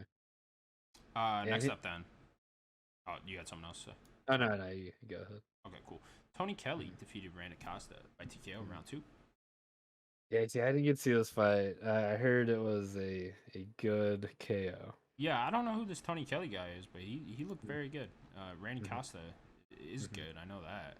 But looking at his record now, yeah, he has one loss in the UFC, 8-2. So, one of his losses to Kevin Aguilar, so that's a good loss, I guess. For losses, but yeah, he looked good against Randy Costa. Good TKO. Just kind of put it on him towards the end. Randy Costa, I don't know what was going on. This guy was a pretty good prospect now, but who knows how good Tony Kelly is. I know he lost to Adrian Yanez right before this, so not the worst thing in the world. See if he can make a comeback there. Two guys still kind of early with their careers, getting some fights in. Yeah, how old is this Tony Kelly guy? He's 34. Actually, he's pretty fucking old. Yeah. He must have been a late bloomer, because he's only 8-2. A lot of times you get guys like that, yeah. Yeah, definitely. Anyways, then first fight of the night, Jillian Robertson defeated Priscilla Cochera by rear naked choke. This was the girl that got like murdered by Shevchenko, right? Yeah, it was. Okay. Yeah. That's like the most brutal women's fight you'll ever see if you want to just watch something like that. She also missed weight. Priscilla did. Yeah. Good to see her lose because of that. Yeah. I always hate it when the person that missed weight wins. Oh, I know.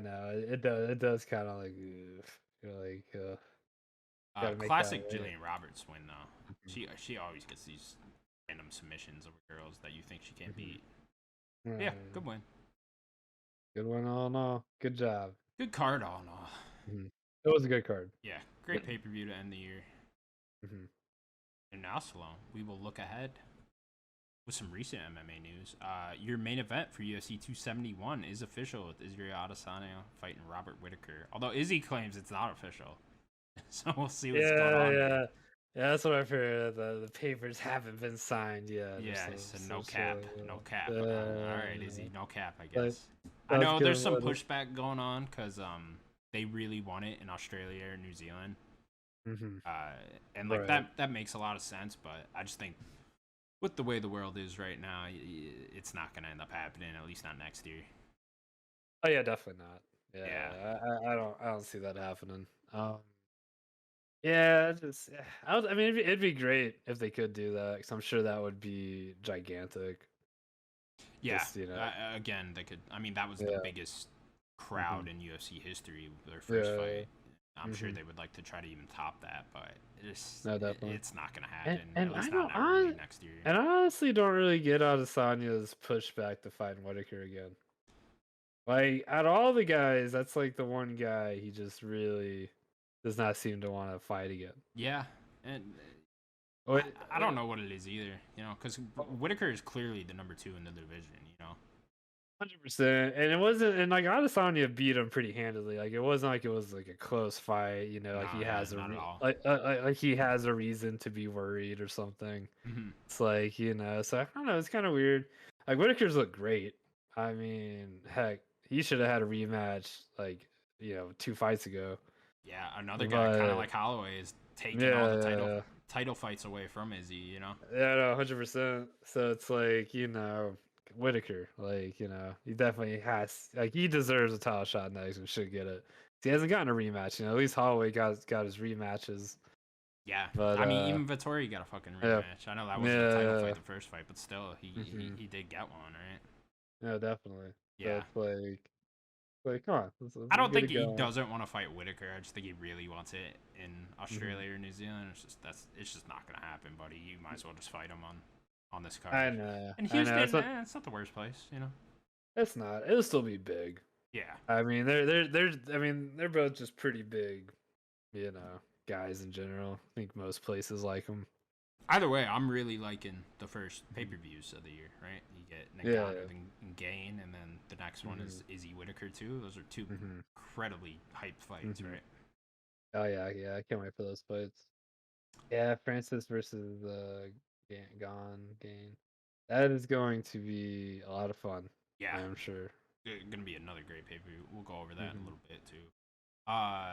Next up, in some more news, Sean Strickland will fight Jack Hermanson in the main event on February 5th, which is my birthday, Sloan. Oh, is it? Yeah, oh, there you get some go. Sean Strickland work on my birthday. I love it. Nice. Yeah, that'd be great. That would be a fun fight. Yeah, that's gonna be a great fight, I think. Jack Hermanson has like a willingness to stand, even though he's such a good grappler. So like, I think they're just gonna throw it out, and Hermanson does have very good submission work. So if it does go to the ground, I'd be a little worried for Strickland. Not that I'm like the biggest Sean Strickland fan, but I do like the guy. Yeah, definitely. He's fun to watch. He's a funny interview. Maybe not funny, but that dude's a straight psychopath. It's funny because he kind of reminded me of Bisping a little bit, and then I found out they trained together, and I was like, okay. Really? Yeah, I was like, okay, that makes sense. I was like, okay, these guys, they've trained together. Okay. I was really looking forward to when Strickland was matched up with Rockhold. I kind of wish they would have rescheduled that. I do too. Yeah. I wish they would have done that as well. But a higher ranked guy now, of course, Strickland. So honestly, I don't even know why Luke Rockhold's still fighting. No, it doesn't. No one likes Luke Rockhold. No one in the world. Why are you still fighting, dude? I mean, yeah, I'd love to see you get knocked out again, because that's what's gonna happen. I mean, sorry, bud. This is what's gonna happen. I'd love to see him get knocked out again. Everybody. What is it? Is it because Luke Rockhold is just so damn good looking? Everyone just hates him? Well, he's just like, he's hard to listen to. He's kind of a dick. He's a straight douchebag. Yeah, you're just kind of like, after hearing that whole thing where he was like, what was it? He's on that show or whatever, and he like asked that girl, you like spit or swallow. Oh yeah, I remember that. He started hitting on the host or whatever. Yeah. Never mind. He's a G. I like Luke Rockhold. it makes me laugh. Like I saw there was like that shirt. They had, like there's like somebody made like some fan shirt with the whole I'm a samurai or whatever on it. He's just like some of the shit he said. Like after that Romero fight, he was never the same. No, even before After that a little bit. after Romero sent him to the moon. My That favorite Luke just Rockhold moment was when he was like achieve, believe, or whatever, or something like that. And Bisbee was like, achieve, believe, shut the fuck up. Fucking Luke Rockhold. Him and Bisbee going at it or something. I always wanted that third fight between them. You know? That's the one trilogy I wish finished. Consider you know what the news then. Jan Blachowicz will fight Alexander Ragnick on the main event on March 26th. Okay. Bounce back fight for Jan here. Yeah, that'd be a good fight. Yeah, see if he could make a comeback. I was listening to him on MMA Hour as well. I listen to the MMA Hour quite a bit, if you couldn't tell. But he was talking about how he just wasn't feeling it that night with Glover and stuff like that. You know, so I don't know. We'll see. We'll see how if Jan still got it here, because he, much like Amanda yesterday, he did not look right in that Glover fight. Yeah, no, definitely. Yeah, I'll be interested to see. I don't know, because he has that power. You know, it's like hard because that Polish power. You know. Yeah, you know, you guys with power. I mean, they're gonna win some, they're gonna lose some. Yeah. And I think light heavyweight's just gonna be shifting for a while here. Yeah. I don't see somebody holding on to that belt in that division. Maybe Yuri, but even that guy's a little bit too crazy.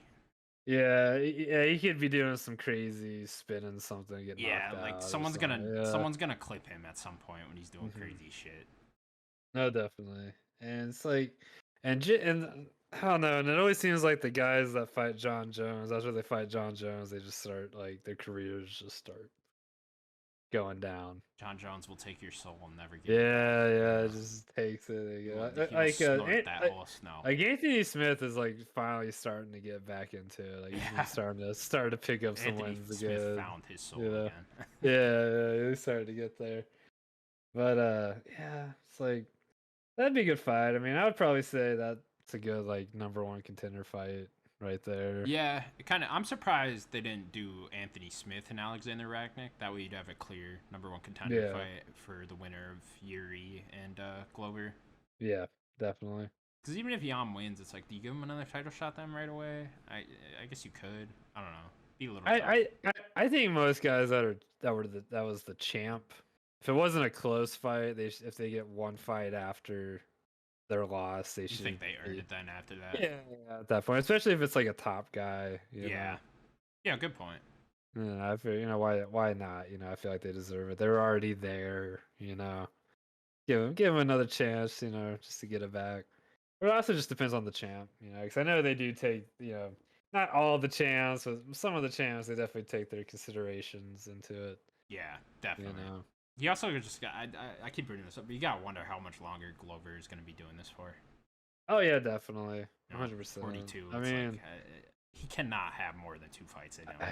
I mean, if I was Glover, I would probably get one title defense and retire after that. Yeah, try to beat Yuri and then just go out on top if you do that. Go out on top, and then just there you go. I'm with you on that. You know, because I don't think by this time next year that Glover will be champ. Yeah, I don't see it. Yeah, he could. I mean, like we could be wrong. He could be 47, 47, still the champ. 5-fight win streak, you know, or 5 years. Just like what is happening? Glover, first guy fighting to his 50s. Yeah, still undefeated. Just that we can beat him. Like, what's happening? That'd be weird. Beats John Jones twice, you know, something like that. This is crazy shit. This sports stats. Anyway, Sloan, we will now preview the upcoming fight nights until the next pay-per-view. And also the next pay-per-view we'll preview. Anyways, next weekend we got Derek Lewis versus Chris Daukaus at the UFC Fight Night 199 main event. It'll be a fun fight. That is a very fun fight. Chris Daukaus is the favorite, which is weird. Oh, kinda. I don't know. I know Lewis looked really bad against Gane in the last fight, but like before that, Lewis was looking like a straight killer still. I don't think so. No. I don't think Lewis looks like a killer most of the times. He just hits Maybe really that hard. Blades knockout is just stuck in my fucking head. It's like he knocks dudes out. Well, even in that fight, like he wasn't really winning it. Like he just he just kept swinging the uppercut until while Blades was going for the takedown until he finally got it. Yeah. And then it was such a devastating knockout. It's like, oh, that's what Lewis does. Like he usually doesn't win too many rounds. Like he's usually just kind of like that random third round big right hand. Yeah, weather in the storm. Just being a big, strong dude that can knock you out.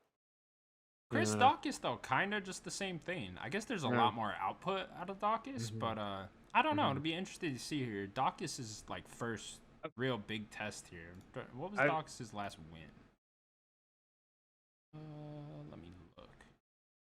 Can't remember. Who did he fight last? Like I love Derek Lewis. Like big Derek Lewis fan. I love listening to interviews. Does some hilarious things. Oh, certainly he's a big fan favorite, right? Yeah. Let's see, yeah, he's on let's see, what was that?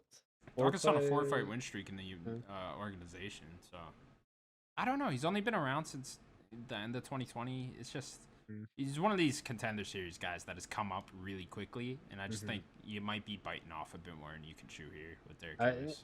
Yeah, I mean Derek Lewis is probably the biggest name to be fighting. Who did he beat last? Oh, Shamel. That guy. I'm not gonna pronounce that last name. Don't make me. Yeah, and then he fought Oleinik before that, beat him. Yeah. So I mean, it's not like he doesn't have big wins. It's just I don't know. We'll see. I'm just not sold on Chris Daukaus yet. What else? I agree. We'll have to see. Like I would probably say Derek's gonna win the fight. But we'll see. I mean, who knows? See. Certainly someone's getting knocked out here. Yeah, definitely. Pretty much guarantee that. Or like classic heavyweight fashion, it'll just be a really bad fight. We'll watch 25 minutes of a really boring fight. Yeah, definitely. I'll be going with that. I love Derek. I'm a big fan. I love his Instagram, and I can't wait to see him fight some more. It's nice that he's getting one more fight end of the year. Yeah, definitely. Not a lot of noise out of him right now. I guess they were focusing so much on this pay-per-view coming up that but yeah, I just haven't heard anything from Derek Lewis since the Gaunt fight. Yeah, not too much. Yeah. But I mean, he was close. That was for the interim title, I'm sure he was like kind of a little upset with that. Winner of this will be right there in that title conversation. Unfortunate for Chris Daukaus, if he does win, he might have to fight Curtis Blades, which is just a hard fight for everyone. Yeah. 100%. But that'd be fun. Oh, hopefully, like I said, I'll be rooting for Derek. I want Derek to win. I love Derek. I'd love to see him be champ. I think he'd be a hilarious champ. I don't think we'll ever see Stipe again. Oh, you don't think I'll ever fight again? I think he's barely saying anything. Oh, Stipe will fight. He'll fight again, but who does? John Jones might ruin all that guy's plans, but if John Jones wasn't a factor, I could see Stipe just getting the winner of Ngannou. Supposedly, Stipe got offered the Jones fight and was gonna take it, but then like Jones bailed on it or something. Man, who knows? That sounds like a headache trying to figure that out. Yeah, I don't know. Get John Jones and Stipe in a room and try to get them to sign a contract. That just sounds super complicated. That sounds like that'd be the hardest fight in the world to make. I do not envy their job trying to get fighters to sign these contracts for as little money as possible. 100%. All right, moving on then to first fight night of 2022. Calvin Kattar will fight Giga Chikadze in the main event. Good fight. Can't wait. Yeah, that's gonna be a good one. Sorry, who'd you say again? Calvin Kattar, Giga Chikadze. Calvin Kattar, Giga Chikadze. That's gonna be a good fight right there. Striker's delight there. I don't know what's gonna happen there. It's I'd probably go for Giga. Yeah, Giga kind of got the sauce right now, right? Yeah. He's been looking really good. I mean, that's gonna be a tough fight because Calvin's got great boxing. Really slick hands on Calvin Kattar, right? Very, very slick. But he just looks so bad in that Holloway fight. That's just hard. Yeah. This.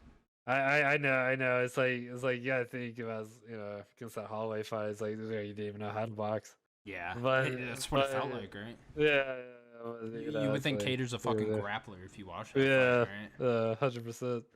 But fucking I mean he's got quite a bit of steam going behind him. I feel like he's just like the much longer fighter too. You Yeah, know, definitely. got good kicks. You Just know, doesn't have that same output that Holloway does, but no one yeah, does. So it'll yeah. certainly be a closer fight. I think it'll end up Hmm. being probably the fight of the night of this card.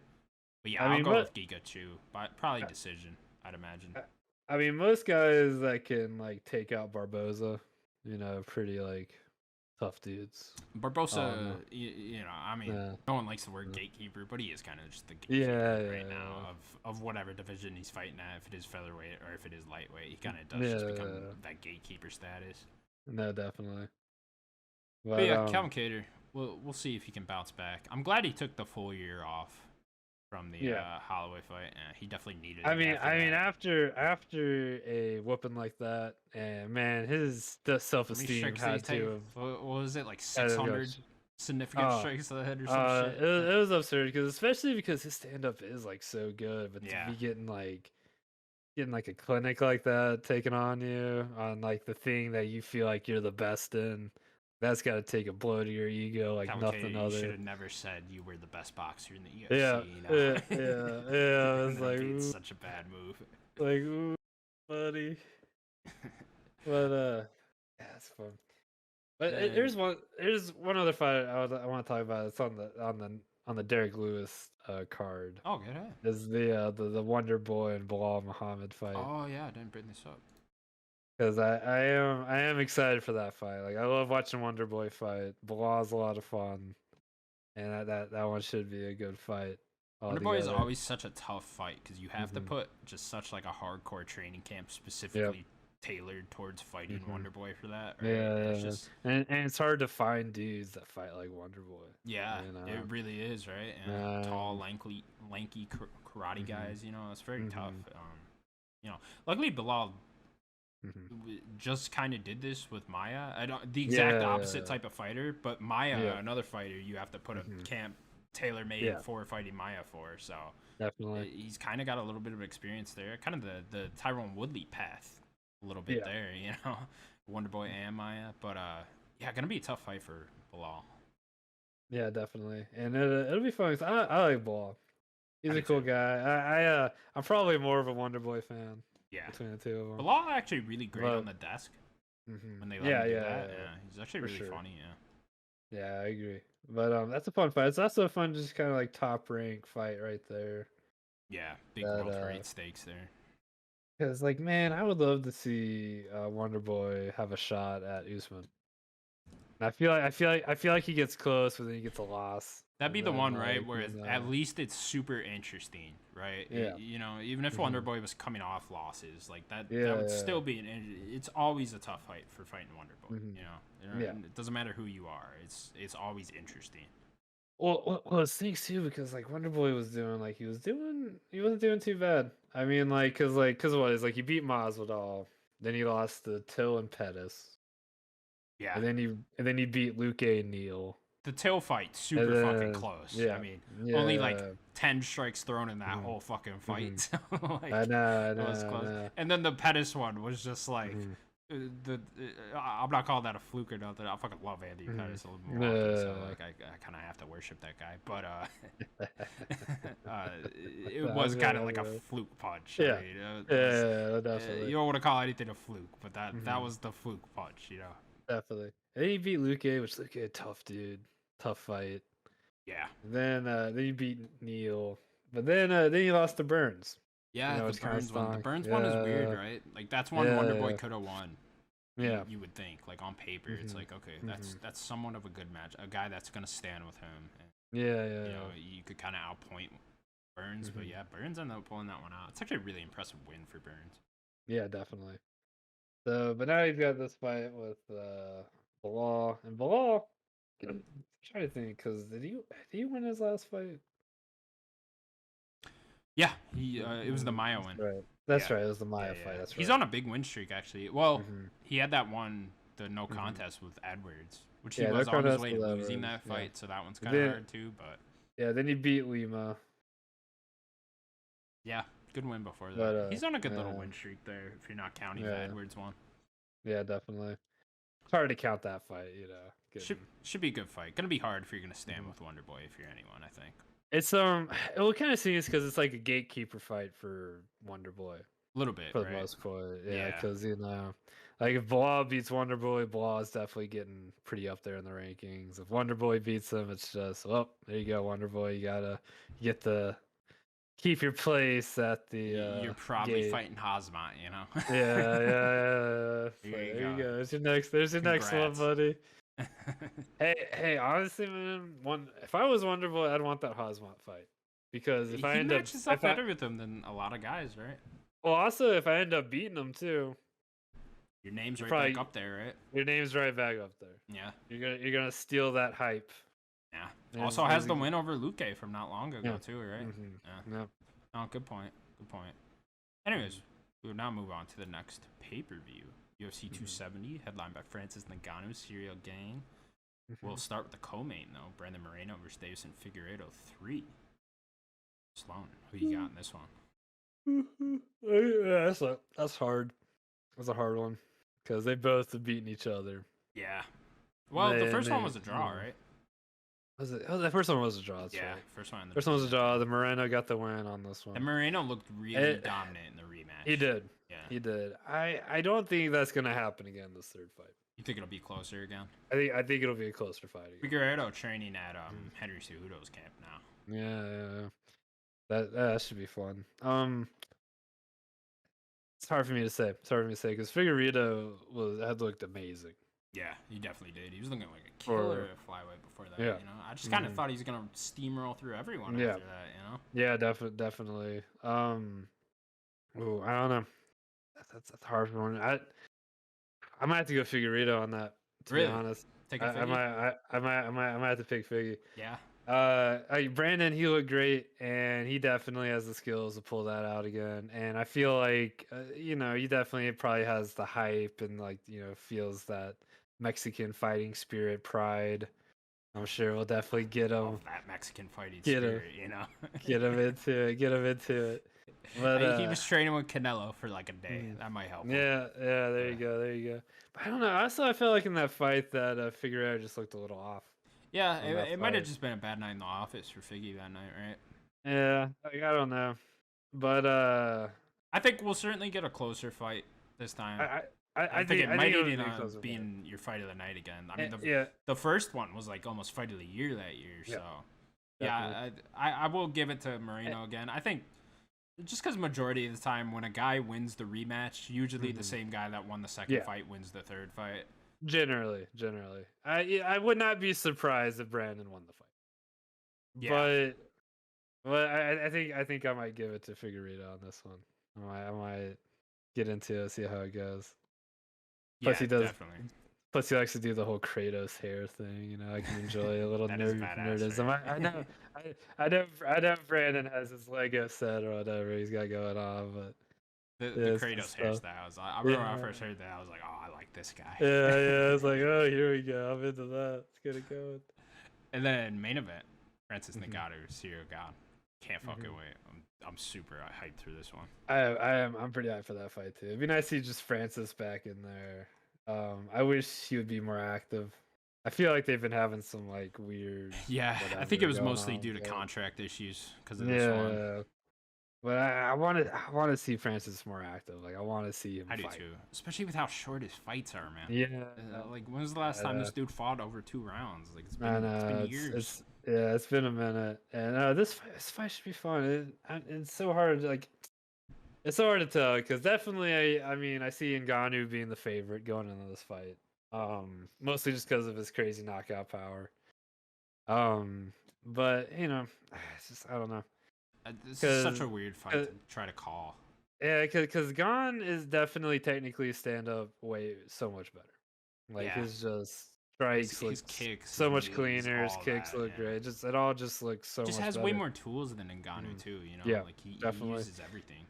But after seeing like Ngannou be able to like handle Stipe's wrestling, which Stipe's wrestling's pretty good, so being able to like kind of see that his ground game's gotten better, I think, and it's probably improved even more by now, going into this fight. He's not even gonna need that though this fight. Yeah, right? yeah.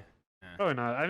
But Gon has shown that he can get submissions. Like he's submitted dudes, and if I was Gon, I would definitely be using that in the back of my, maybe in the first couple of rounds, but I don't know. I feel like Gon. I seriously think Gon thinks he could stand with him, and like he might be able to. He might be able to outpoint Ngannou. No, he could. He probably. It's possible he could, but one mess up. It's just so dangerous, right? One mess up, you're knocked out. Like, Gon uses a lot of head movement too, and it's like I could just see him trying to like go one way or another, and Ngannou throws a crazy uppercut or some shit and just clips him once, and you're out. Ngannou, his arms are so long. He'll go on these wild flurries where he's just fucking swinging. The Rosenstrike one, just just a flurry, and all those punches hurt. Yeah, like even when you block one in particular, he threw like 10 punches, missed 9 of them, and then when he lands, one of them he landed, boom, and he's out of here. Like that's all it takes, man. It's like, ooh, and and I feel like even blocking his punches have to hurt way more than just about anybody else. Oh, definitely. I mean, also it's like you can't even really put your hands up with Gon because like if one just slips through a little bit, or not Gon with Ngannou, if one just slips through just a little bit, you're out. I mean, imagine if Ngannou went to the body more. Oh, like he does, like he's mostly a headhunter, but imagine like if he was like going to the body more, he'd probably be knocking dudes out, just punch them in the stomach. Yeah. Like it'd be like, can you imagine taking a liver shot from Ngannou? I was like, ooh, he's the worst of the world. Oh man. Who you leading towards then, Ngannou? Probably Ngannou. I mean, it's just so hard to imagine he's not gonna clip him at some point. It's hard because you haven't really seen Ngannou like in a tough fight either. No, I know. Imagine this just a back and forth brawl. I mean, Stipe was the only dude to be able to do it, but then he got rocked in the second fight. He got fucking knocked out hard, real bad. Just, so it's like Ngannou looks so technical too in that last Stipe fight. Yeah. Yeah, that last fight, he looked better than he has ever looked. Yeah, just everything just looked better. The thing with Gon though is like his confidence is there, like he's not gonna be scared of Ngannou. He's also trained with him too, so who knows what he's picked up on through that. Look, Gon can definitely win that fight, and it'd be fun. It'd be fun if he did, because he's also undefeated. Like it'd be fun to have an undefeated champ. Yeah, heavyweight especially. Yeah, that would be very fun. Yeah. It'd be a good time. Yeah, I'm with you. I'll lean towards Ngannou, but it's close, man. I can't wait for that fight. It's gonna be such an intense watch. Yeah. I think out of most of the guys in that heavyweight division, Gon's probably one of the few guys that has probably the best chance. Yeah, definitely. Fighting Ngannou. Him and John Jones. I want that fight so bad. I want that fight so bad. I really hope next year is the year we get the John Jones heavyweight thing. I hope so. If I'm John, I want to fight before Ngannou. Oh yeah, you want one in there? I don't know though, because like then your only option would be Stipe, and it's like that's a tough fight too. That's a tough fight, but I would rather my first fight at heavyweight be Stipe than Ngannou probably. If I had to, get used to the power a little bit, just just kind of get in there, I'm sure he's not gonna do that because he's John Jones. He probably just wants that immediate title shot. I think it's like why risk it? Yeah. It's like what if Stipe just knock? I mean, Stipe has just as good a chance of knocking out John as Ngannou does, right? Yeah, 100%. Yeah, it's I'm not trying to knock Stipe. Like Stipe is a great champ. Doesn't talk enough. One of the guys that also has a problem with that. Because apparently, like he was like that. It's John too late Jones for him, right? Well, like because people have found out about like the whole thing with him and John Jones fight. He didn't talk about that until like months after I think that it happened. And it's like why weren't you saying shit during it? Getting some fucking getting people behind you. Get people hyped. Yeah, it's like do something, like guys, like I don't know what it is because I hear boxing does not have as much of a problem with this. Like guys in boxing will call dudes out pretty consecutively, like get it going. It seems like with these guys in MMA, they're too respectful. Yeah, I think I don't. Like, Also, I think in UFC in particular, you're under contract with the UFC, so it's like you can kind of just let them do it for you. And like so, I think a lot of guys. That's why you do just hear a lot of. I'll fight whoever they want me to. They don't even want to put in that effort. Which is fine, but it's also like annoying when you hear guys going like, "Oh, why can't I get these big paydays? Oh, this, that, and the other." And it's like, well, you're not doing what you got to do. Right. Yeah, I hear you. Like more guys need to read that WWE book. They need to be good. Yeah, they need to be getting go to that Conor McGregor school. Yeah, they need to get it going. You need to start listening to Chael a little bit more. Let's get it going, fellas. Yeah, I swear. It kills it because even DC, like it'll be funny. He'll be interviewing people in the ring. It'll be like, "You want to call somebody out? Are you sure you don't want to call somebody out?" Sure. As they're walking out, you didn't call anyone out. I didn't call him out. Like, come on, what's going on? DC knows. Anyways, Sloan, we will do another show after the next pay-per-view. When is that one? Anyways, January 15th, something like that, mid-January. Yeah, somewhere in there. Yeah, so got about 5 weeks. Little bit of a break, then we'll get back to it. To end the show, Sloan, we're gonna do a little bit of awards for the end of the year. The 2021 MMA awards here. Figure why not? Everyone else is doing it. Why not us? Yeah, why not us? Nerd God's the most prestige awards you can get. The top of the top. Top of the top. Well, the winners will be coming on to accept their awards. We guarantee it. Personally, to my lovely apartment. It'll be a great time. I'll make you a little tinfoil trophy or some shit, whatever. I'll give you a Coca-Cola cherry. There you go. Shout out Ali. We gotta give him an award because he's our biggest fan. Dyeing his hair. My biggest fan of the world. Yeah. Hey there, shoddy boy. Anyways, Slow. We're gonna start with what you think is the best KO of 2021. We will start with you. What you picking here, bud? It's such a hard one for me. There's so many good ones this year. This year, more than some years, I'll notice this. It's either there's really good fights or there's really good KOs. It's never really like both. Like there were really good fights this year. Don't get me wrong, but it's not as many as the KOs this year. No, definitely. Where there was like some classic KOs this year, I think. It pains me. I just want to say this. It pains me to say this. It pains me so well, but it was so picture perfect. The explosion was fantastic. It was just great. But I probably got it for myself. I probably got to go with the Usman Masvidal knockout. That's the highest level knockout this year. I think, Like it was just the way the shot went off, the way the sweat blew his off, whole goddamn body. Yeah, the way Masvidal basically like turned around, it was just like the way Masvidal looked like Jesus at the end of it. It was a beautiful knockout, and I hate it. Surprising too, coming out of Usman. It was surprising, but man, that was such a good knockout. It really was. It was beautiful. It was close. It was close to another one, but I'd probably have to say that was probably my one of the year. That was just. I think I'm gonna go with the other one you're probably thinking, which was Corey Sandhagen and Frankie Edgar. Yeah. Picture perfect flying knee. You will not get a more perfect flying knee than that. And that was the co-main event on that night. It was a really high level to execute a flying knee that perfectly. That was amazing. The way you drew him in. Yeah, and just the way Edgar fell. Yeah. I remember Edgar falling, and I was like, I could not tell if he was trying to go for a body lock or something. And then I was like, oh no, he's dead. He's dead. That was a scary knockout because he just fought through. You're like, oh. Buddy, he's not getting up. He was not getting up. Yeah, picture perfect flying knee. Congratulations, Corey Sandhagen. Yeah. You can come up, accept your award. Come on, get your rewards, buddies. Yeah. They're not here you go. I do want to mention my runner-up for KO of the year, which is Sergio Pettis over Corey Horiguchi from last weekend. That was beautiful spinning back fist. Yeah. Great comeback too. Yeah, I got shout out that one. That was fantastic. Sloan, we will now pick best fight of 2021.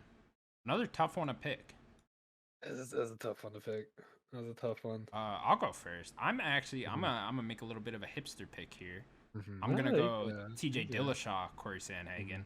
A fantastic fight, fantastic main event. TJ Dillashaw's comeback fight, wins by split decision over Corey Sandhagen.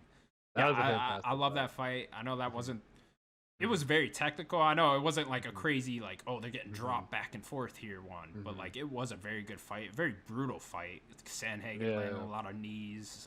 You know, TJ's face after the fight just looked like he got run over. So yeah, I love that fight. Really enjoyed it. Big fan of both those guys, and it was nice to see TJ come back.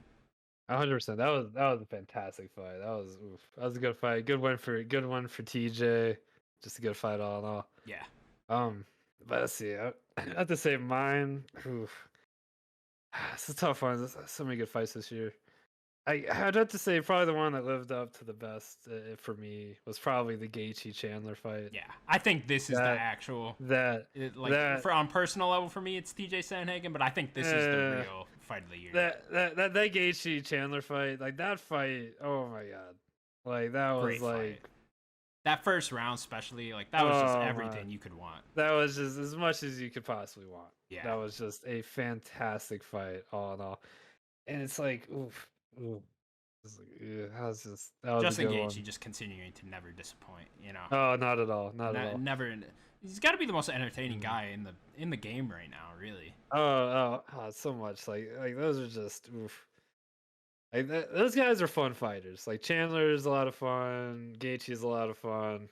Like Chandler, even though you know he's lost a couple now, he's still like he's been having a ton of fun fights being over here in the UFC now. Yeah, definitely. And like that fight, like that lived up to pretty much all the hype, and then some.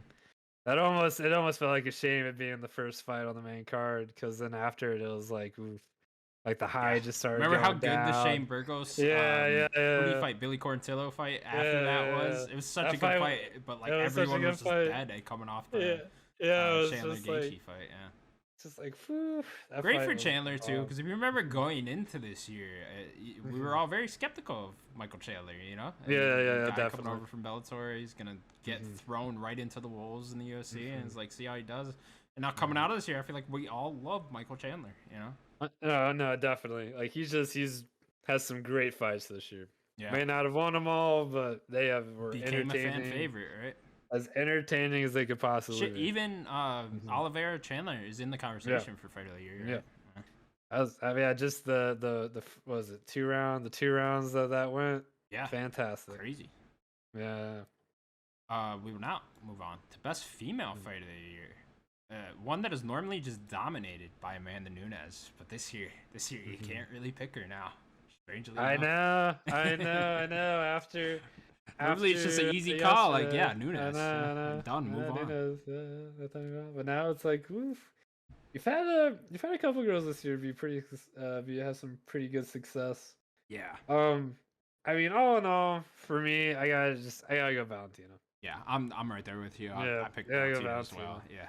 I do kind of want to throw out a hipster pick and pick like a Casey O'Neill or something like that. Yeah, she's on like a 4-fight winning streak, but at the end of the day, Valentina put on 2 dominant performances over high level competition. You gotta give it to her. I mean, you gotta give it to her. I mean, like Rose, she had a pretty good year. I mean, it's kind of a toss up between the two of them, but I mean, Valentina's just shown still dominant. Yeah, I think Rose, if the second Weilin fight wasn't so close. I would have gave it to Rose, you know, especially with how the first one went and how awesome that was. But for sure, you got to give it to Valentina. Jessica Andrade, Lauren Murphy, those are 2 pretty high-level names, and she absolutely dominated both of those. So definitely, yeah. And I also think Valentina's getting set up for next year pretty well. Yeah, I think she might be able to squeeze in 3 fights next year with the way the schedule is working out. So yeah, definitely, she's looking good at winning again next year. And then Sloan, our final award, the best male fighter of 2021. I'll go first. We might be just going with the same person here, so feel free if we are. But gotta give it to Kamaru Usman, man. It was his year. Came out February. Stopped Gilbert Burns. Got dropped in that first round, faced some adversity, and came back, got the TKO. Got the beautiful KO over Masvidal in April, and then came back, won another, wasn't fight of the night, but won another great fight in the rematch against his toughest competition in Colby Covington. It was Kamaru Usman's year, point blank. You get 3 title fights in, 3 title wins. You gotta give it to him. It's hard not to, and I hate it, because I don't want to give him 2 things. Funny enough, you are giving him 2 things, and you don't even like Kamaru Usman. I hate it so much. Like, damn it, Usman, stop being so damn good. Oh man, you're killing me. I know. I wish, you know, like, if Izzy didn't lose to Blachowicz, you know, could have been him. You know, if Ngannou could have got some more fights in, could have been him. Yeah, could have been him. If Poirier didn't lose yesterday, could have been him. But yeah, I mean, you could almost say Oliveira, but he didn't really have too many fights. You know, yeah, I mean, it was a good year for Oliveira, but the 2 compared to the 3 title fights, yeah. Did Oliveira fight Tony this year? Actually, Oliveira is a very good one to bring up. He might be second. When was the Tony fight? I think that was last year. You think that was? Let me click real quick. I want to say I don't. Maybe it was this year, but I want to say it was last year. If it was this year, then if it was this year, you could make an argument then. I could make an argument for Oliveira. I still wouldn't give it to him, but you could make an argument for that if it was. Let me look. Charles Oliveira.